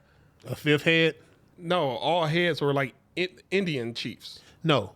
They had one called Sitting Bull or something. It was a statue of an Indian on a horse. Mm-hmm. They never finished it. And then what, they took it down and put the presidents up there? No, it was somewhere else. Oh, okay. It was another big old statue of an Indian on a horse. And the horse was standing up in the air, so on 2 legs. Not his horse was mounted like the pony on the Mustang or whatever. It was mounted like that. Chief someone, I can't remember the name, it escapes me, but they did have one for Indian, but they took it down or they just blew it up or whatever. So that was never finished, but Mount Rushmore is a room behind there you can go in. Well, we can't go in there. Yeah. It's like, they got stuff hidden in there. I remember it was in that movie National Treasure.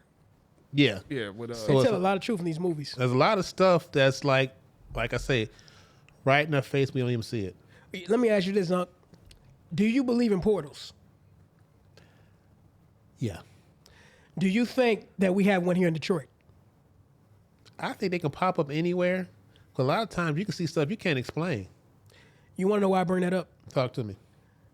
Now, we all know where the Joe Louis Fist is downtown. Yeah. Now, right next to it, you got this big old circle. Yeah. Hart Plaza? Yeah, Hart Plaza, that circle. And it's also coincidental that circle is right across the street from the Scientology building. I didn't know that was a Scientology building until you told me one day. Ride down Jefferson and look up. It has a big word say Scientology. They scary. I don't like them. But you you know the prefer headquarters them in over? Miami. Nah, I ain't gonna say that. You know the headquarters in Miami, right? I drove past it. Look, you can tell the vibe is eerie. Yeah. That's what I said. I don't like it. Very eerie. Bad vibes in places. Yeah, L. Ron Hubbard. Yeah. Since you seem somewhat of a conspiracy theorist, reptilians? ? I think there were life here before us, and it didn't start with Adam and Eve. Do you think that life still may be here, hidden, like on some Men in Black stuff? I do. Yeah. I think so. It's people that's shapeshifters and the stuff like that. And if you think about the Bible, they Pleiadians and all that. Yeah, they told Adam and Eve to replenish the earth, right? Means what? Do over, meaning it was one here before. Mm-hmm. And then remember Cain killed Abel? He went off and got married? Yeah. To who? Yeah. To who? Yeah. So there's other people out there, and they said, I can't go out there because they'll kill me. Who is they? It was a garden in Eden, not of Eden. Meaning it was just a little, let's say Central Park. It's in the middle of New York. Once you step out, you in the jungle. It's New York. That's why I think the Bible, at least with Adam and Eve, Genesis, it was only pretty much focused on their life and their story. It was other people and other stories going on, but other people probably didn't document.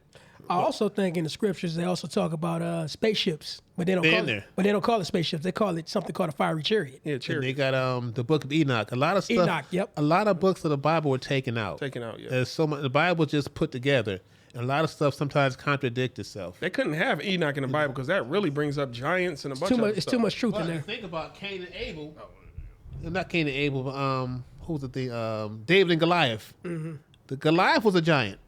Yes. Which was a Nephilim, meaning Nephilim. The angels that came down and made it the women had the big babies. Yeah. So that was a product of one of them, a fallen angel. So if angels are so good, why are they down here being bad? But they do say that a lot of giants are found here in America, and honestly, our pyramids here are older than Egypt, older than all over the world. They say this is the real Egypt. I don't know if you ever heard theories about America is Egypt. Well, let me hop in real quick. Oh, I've been kind of reserving my comments because you're the man of the hour. I don't want to take your spotlight, but they did actually recently uncover and confirm monolith in the Grand Canyon that they actually we found it now. So they're starting to come out with that stuff.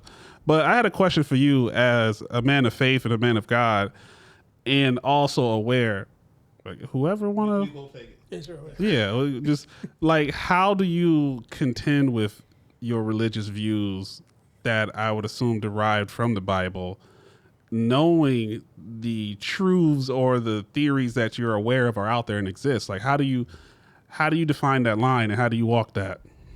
Well, you know that some stories are left out. That's what. But the thing about it is, we know what we were brought up as, what we were told, and the more we know we don't know. Because I'm learning stuff now. Wait a minute, Jesus was black. He was 5'1". You just not learning that? A lot of stuff. I'm just wait, because this was I was told. When I was first introduced to that knowledge or that religion, I was like, this don't make sense immediately. But me, just going with the flow, I just went with it until you get older. That's now. You get along, you start thinking about stuff. Wait a minute, why is this here? That don't make sense. Right. And then now you start questioning the Bible. So what happens now? It's God killed a whole city. Sodom and Gomorrah, just kill them all, right? Yeah. They talk about God and the devil, but you never hear about the devil killing anybody. True. You always hear God punishing and doing this, but he's such a wonderful, merciful God. That kind of scares me, though. But, I'm not going to say to give the devil his props, but he never killed anybody. Well, I like to read this quote based off the question that he just mentioned. Alvin Topher once said, "The illiterate of the 21st century will not be those who cannot read and write, but those who cannot learn, unlearn, and relearn." So right now, we're dealing with, as in for me, when it comes to, faith and, the things that we haven't learned yet. Yeah. With me, I would say that you have to give yourself time Because, like Unc said right here, we were brought up in a certain way to believe certain things. Mm-hmm. You got to give yourself time to really process the information because too much of anything can kill you. But this information doesn't challenge the beliefs that y'all already given? Every single day. Because I'm thinking that some of this stuff is a contradiction. It is. And not an addition. And I'm glad you brought that up because you contradiction between what you really believe. Yeah. And you know what I mean? And but like again, you got to that's why you give yourself some time. Because I got a big thing about blasphemy. Okay. And I think a lot of times I feel like some of the stuff that I'm learning now will contradict maybe not the 10 Commandments, but some of the principles that may have been that, let's say, God would have wanted us to practice. Like what? Talk to me. I mean, we could talk about the benefits of baptism and whether or not that's necessary. We could talk about if there was books and all these things before, and he said that he created man and woman. Now, of course, I never heard the interpretation of in Eden versus of Eden, and that could be the definitive line for you. But the way I originally heard it was, in the beginning was the Lord, and then he created all. And I'm like, okay, so who these other people then? Maybe you didn't. Question. They finding proof of dinosaurs and cavemen. When did they exist? So now you got all that stuff there.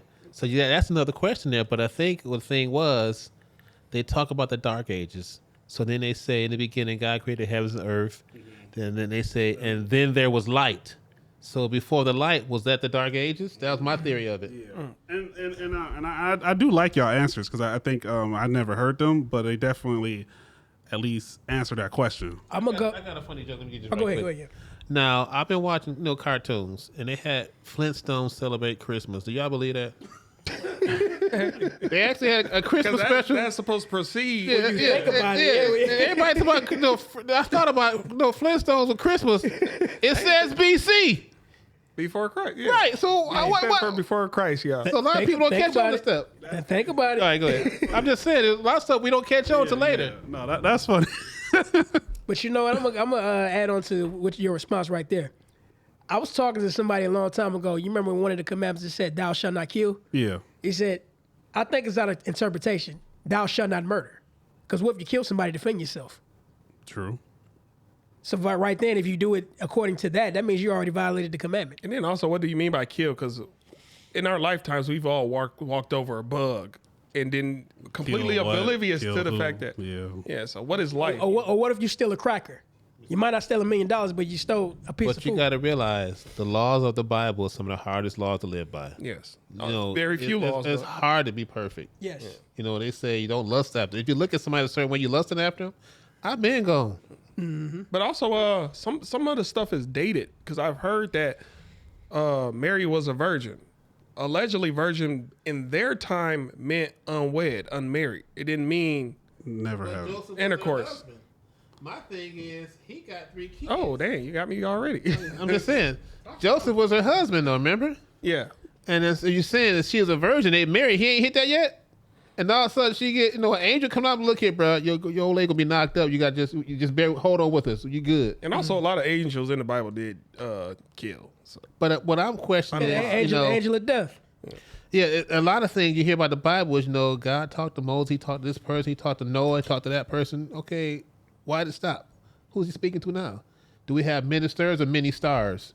Because church ain't what it used to be now. Everybody there for the glamour and the fame and the money. You got these big mega churches, and the pastor don't even want to shake your hand. Mm-hmm. Give me a small church where everybody know each other. We like family. I remember when in New Orleans, when the levees broke, and a bunch of people fled there and went to Joel Osteen's church. He didn't want to let them in. He's like, I just got the carpets done. Yep. That's not, we know all that time we've been giving you money is for moments like that. The reason why I brought that up is because I think we all entertain and even acknowledge and possibly even accept allegedly a lot of conspiracy theories. And I just wondered how that fits into your deck of belief and ideas. I know that's one that usually comes up a lot as a contradiction, but not necessarily that it has to, because I think, like you said, unlearn and relearn.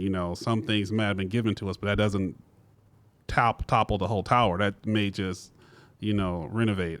But also, one of the biggest things I had to deal with is to understand that I've been lied to. That's probably the first understanding to me being what you may call a conspiracy theorist. Now, can I add a fishbowl question? But for right now, like, I've been doing it. what's the big game? What's the big theory? What's really happening? Like, I mean, from the biggest scale, like, you know how right now in America we'll say the government runs everything. Like, what do y'all think is the end game or something like that? I feel Control. like we live in an Anunnaki's terrarium, and people just view us and watch us. I feel like Earth is a TV show for other planets. Like the Matrix. Everything is simulated. You know, nowadays you see more and more stuff that don't make sense. They say it's a glitch in the Matrix. I've experienced deja vu, and sometimes I wake up and I can specifically remember certain things that are supposed to be blue, but they're green. Specifically remember. Well, next time you wake up, remember a lottery number. And hit But I've been playing them. But do you remember the purpose of the Matrix though? Control. Yeah. That's, to me, that's the end game right there. I used to. You said what? To what end? It's the new world order they sort of talk about. Reset. So one person controlled everything. So I used to have a saying that says a rich man's role is to try to control your soul. yeah. So now they just find a different way. It's like, they want to have one currency, which was the Bitcoin. How's that doing? Exactly. It was supposed to be the Amero too. So they got all this stuff. They just have one dictator, one this. Everybody just go to one person. Yeah. So that's what they kept down to now. That's too much power, because if you even look at dictators, most dictators are cowards. Well, sorry for keeping the spiciness going, but what is y'all theories on conflicting interests or competition? Like, I'm of the mind that all these things that conflict can still exist, and they're maybe battling each other. Like, if y'all think the Republicans are lizard people and y'all think the other ones are, vampires, maybe they both true, and that's what they're actually fighting for their dominance on everybody else's. I'm trying to take y'all theories to the next level because I feel like it's topical. Y'all say giants and flat Earth, and then you just stop there. And I'm like, well, how does it all fit in a world? There's an author named David Childress. He has books. Oh yeah, the guy, the hair. I don't know what he looks like. I've never seen a picture of him, but he got hair like Johnny Bravo. Okay, pretty cool guy. Yeah. Let me. I gotta add to that. I got a question next. Also, go ahead. They said the reason why aliens don't visit us is because we're too war hungry. Too much. It's too many sides won't control. They come out. They watch us destroy ourselves. No, I think they're just observers. They're not allowed to intervene. But look at the Terminator. Everybody watched Terminator 2 before. Yeah. I keep talking about the scene all the time. You remember the scene when them two boys was playing with those guns, and the Terminator, which is a machine by itself, stopped and paused and looked at him with no feeling. When John Connor looked at the machine, he said, "We're not going to make it, are we?" You know what the machine said? It's in your nature to destroy yourselves. A machine said that. I know what I want to say, but I'm gonna hold it. No, go ahead. Come on, man. Speak your mind. Go ahead. What was your question? Mine was about conspiracy theories. They say it's an ice wall in Antarctica. You ever heard that one? I heard that one. Yeah, there's other continents beyond it. Yeah. Right. So Earth is just the name of the 7 or 6 known continents. It's other continents, yeah. But I believe in conflicting theories too, because I believe in the ice walls and other continents and land masses, but I also believe in inner Earth. And that's pretty much what I was trying to get to, the point of that. We believe in like all these ideas. So what does that look like? Like, let's paint the picture where there's aliens and lizard people underground. Like, let's paint that world and create that narrative. And how does all that fit together? Like, do they have their own meetings? Like what? Because also, if it's a dome over us, yeah, like paint the whole picture. We can't leave out. Because we have a parafilm or something where you hit the what's that called? A parafilm or something that's called. When you hit it in the air, because a rocket goes up, you always see it but they say it's not going out. It stays here. It stays here. They just get in the circumference of the dome. None of them have ever really been out. Right. I forgot what that's called to us. It's a word for it. I can't think of the word. But if you do look behind you, I do got a flat Earth map, and then a little sticker over there by the light to your right side. I got flat. I'm into so much. So I mean, because we know how the world works. I've been trying to order stuff for what I'm in our current society. So I'm like, somebody paint me the picture how the world works with all these theories. You know what I think? It goes back to this one saying. It says the more we think we know is how much we really don't know nothing at all. The more you know you don't know. That's what I'm saying. Because we can say we know. This is only pieces to the puzzle. We don't know the full picture. No, what we have is what we were taught. When you get out there and investigate and dig deeper, you learn, like, wait a minute. But you said it did that, but I'm realizing this is here. Because I think And this is just my curiosity because I think that's what I'd like to see. I'd like to see the idea, and maybe in a movie that's played out where, how you said vampires and zombies, like I want to see people from the future coming back to fight the aliens while also partnering with the lizards. Like I want to see that whole cohesive melting pot. Yeah. Years ago, it was a movie called V. I remember that movie. Oh, yeah. Oh, wow. You know Yeah. what I liked about that movie the most that gave it away? Is when the president, I think the president went on board. He came out less than 30 seconds later with a full 7-minute speech. I was like, nah, they got him already. Do you remember that scene? Oh, man, that was good. I'm glad you mentioned that. The movie was V. So they had the lizard people. So a lot of, like you said, a lot of these movies are based on true stories. Even Men in Black. Have you ever been around a human who you didn't think was a human? Like, you don't feel right. A bunch of these crazy Yeah. Yeah. I got one for you. Remember that movie They Live with Roddy Piper? Yeah. At Was the that the end- one with the glasses? No, Yeah, the dude, the legs, at the end, the dude's legs was backwards. Yeah. Like I said about shapeshifters, a lot of them I think are here. Yes, I do too. They but just blend in. I think it's a contract where they're not allowed to intervene because some of them don't like us. But why are you still staying back? I think it's a contract, but when it's up, they'll start coming in until the that thing about it doctrine is, or whatever. I think like a lot of people go missing. They say they vanished off the earth. True, I give you that, especially out of the. Yeah, they just come take them, they gone, or they just I'll take here, you take him. I think national parks where people Portals are portals, and that's where their bases are. Like where we're not allowed. Because if you ever just look at densely populated areas and then look at the ones that's not populated, that's where a lot of the people go missing. And that's like national parks. It's in parks. You just. How do you not find Bigfoot? As big as he is, you see him walk behind a tree and he's more than one person. I'm just saying, it's a bunch of them. How do you walk by a tree and disappear? That's a type of humanoid, in my opinion. I want to go back to what y'all were saying about these people who go missing. I think when it comes to some of these creatures, they're cannibals. Yeah, I could agree. Because I was watching a TikTok. This is the thing about TikTok. You see all type of things. You had somebody deep in the government who remained anonymous saying that they're underground and it's a social contract we made with the people underground. I've seen that. You seen that? Yep. That they won't come up here. But in order for them not to come up here, they got to be fed with certain amounts of people from down to bring them down there. That's why you see children go missing. That's why you see people go missing and never seen again. What's the name of that stuff? You scare a kid, you scare children, and it something about their blood and their blood tastes adrenochrome. Adrenochrome. Yeah, that's what it's called. Y'all figure out what I'm talking about. Do y'all research? Soylent Green and all that. Are we talking too much right now? Soylent Green, adrenochrome. Second episode. Yeah. But no, I never knew that you were into all this stuff. Again, we don't at family gatherings. Hey, Ugg, how you doing? The small little 5 minutes of conversation. Like when you really get to know your family, it's a good feeling, good and bad, depending on who they are, who everybody is. You know. So, I mean, this has been a real vibe, gentlemen. We got to do this again. We definitely got to do this again. I'm gonna get a fourth mic, man, because we. Okay. Hey, you know what? This is one for the books. This is the first time on the TakeOff Podcast that we ever did anything this spontaneous, but more to come. There's more to come. Gotta give a special shout out to Kimberly Therese. What's up, girl? Did you want to do one final question? Just you pull one before we be up out of here. Question. Okay. Did you want to pull a question or ask a question? I'm gonna ask you two a question. Sure. Go for it. Where do you two see yourselves next year with this? And don't say in the same spot with newer chairs. No. I was gonna say. And what are you gonna do to push to get higher, get that next step up there? I want to be able to do live episodes and have a chat room where we could see live. But I know me. I talk before I think. So it's live, so that's why it's gotta be on cable or streaming. Hell, you got to get that permission. Okay, this is live. Yeah. Anything bound to happen. That's like Dave Chappelle. Look here, man. I don't know what I'm gonna say. It's gonna be there. So as far as I get what you're saying with that question, like what level and amount do I want to be on? I don't think like that right now. I just know at least once a month I want to have an episode with a guest. I still want to do episodes with him, just us.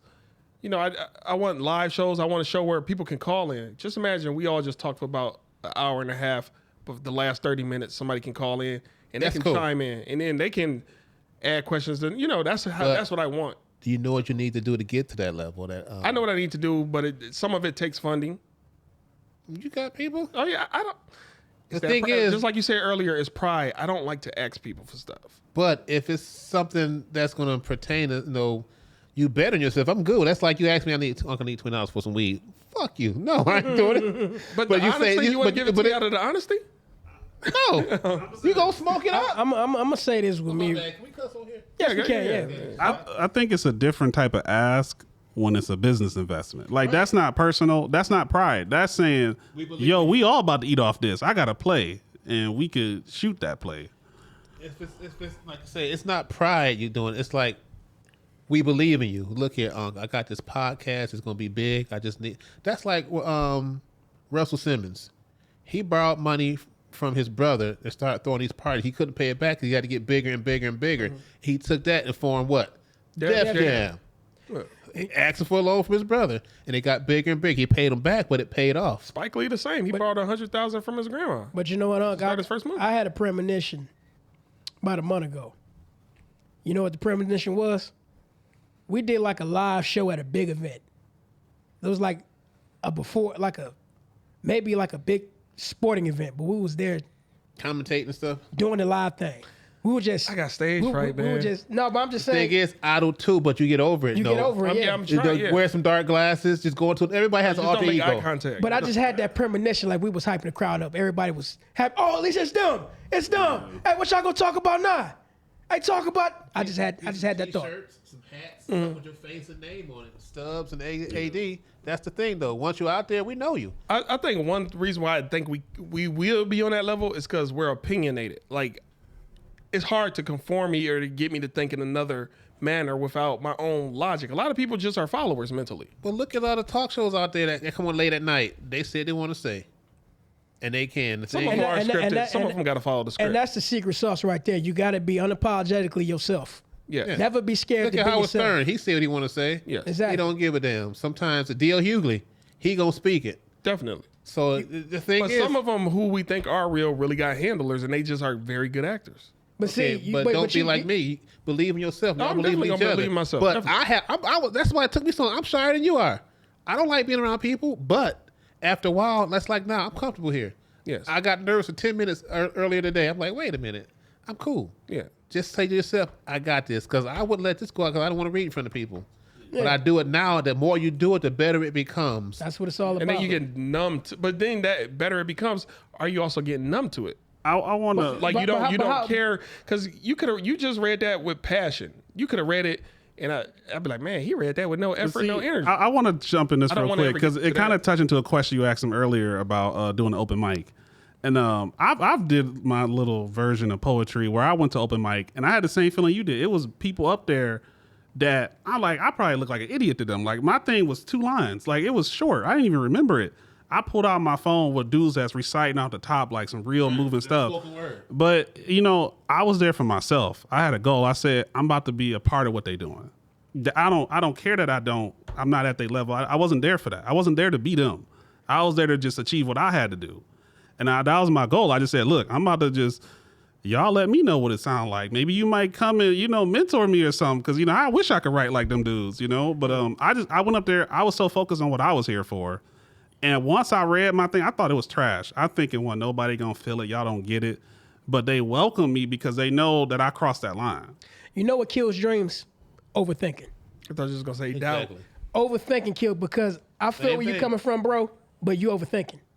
Think of the positives. Yes. You made it this far. Yes. We didn't think we was gonna be where the hell we were 2 years ago because we kept getting our videos flagged. Hey, I'll say this. I don't know for you because we haven't talked outside this too much, but I know y'all probably had that feeling when you first put your opinion out there and you just waiting for even with your book, like when you first put yourself out there, you kind of wondering if the floodgates gonna be cheers, applause, or tomatoes, but I feel like I used to tell everybody when they graduate, you got to chase that feeling because that feeling is like how you know you alive. Like that's it's human nature. The moments you will never forget that moment when you first hit upload and you was just waiting to see I wonder what my mom gonna say. Like that feeling right there, like that's priceless. I was gonna say that feeling will never go away because that's human nature. No matter what you do, you're gonna get that feeling, but you can't let that feeling control you. That's why you got to put yourself out there. You got to, if you want. Whatever's worth having, you're not going to get it for free. Once you get past unless you're a trust baby. Once you get past the fear, it's okay. Like I say, you come up with an alter ego. That's like me. Everybody know me as Lamarr. But Duke is my tough side. Everybody has alter ego. You come up with that, stand in that person's shoes. I got more than you Bill, but now you Stubbs. So let Stubbs do the talking. Yeah. Bill the quiet one. Stubbs is the one that got your back. Yeah. This is just who I am. I'm just AD. He's him everywhere. AD.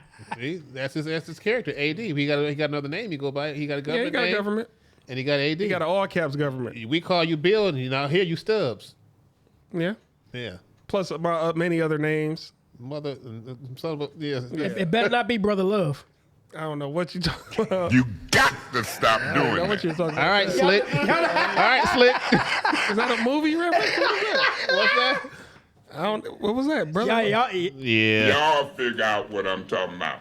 Don't inform me. I feel See like that bottle? Put 1,000 of them next, or 999 next to it. I don't get it. How references is going over my head right now. The diddler. I'm still out of the loop. I tell you what. I tell you what. Go over his house, put a fork in the wall, see who's standing behind you. All right, we good? Yeah, we good. Anyway, we about to be signing off, y'all. Oh, man. This was a good podcast. This was fun. A featured guest, Jojo. What do you want to call yourself officially?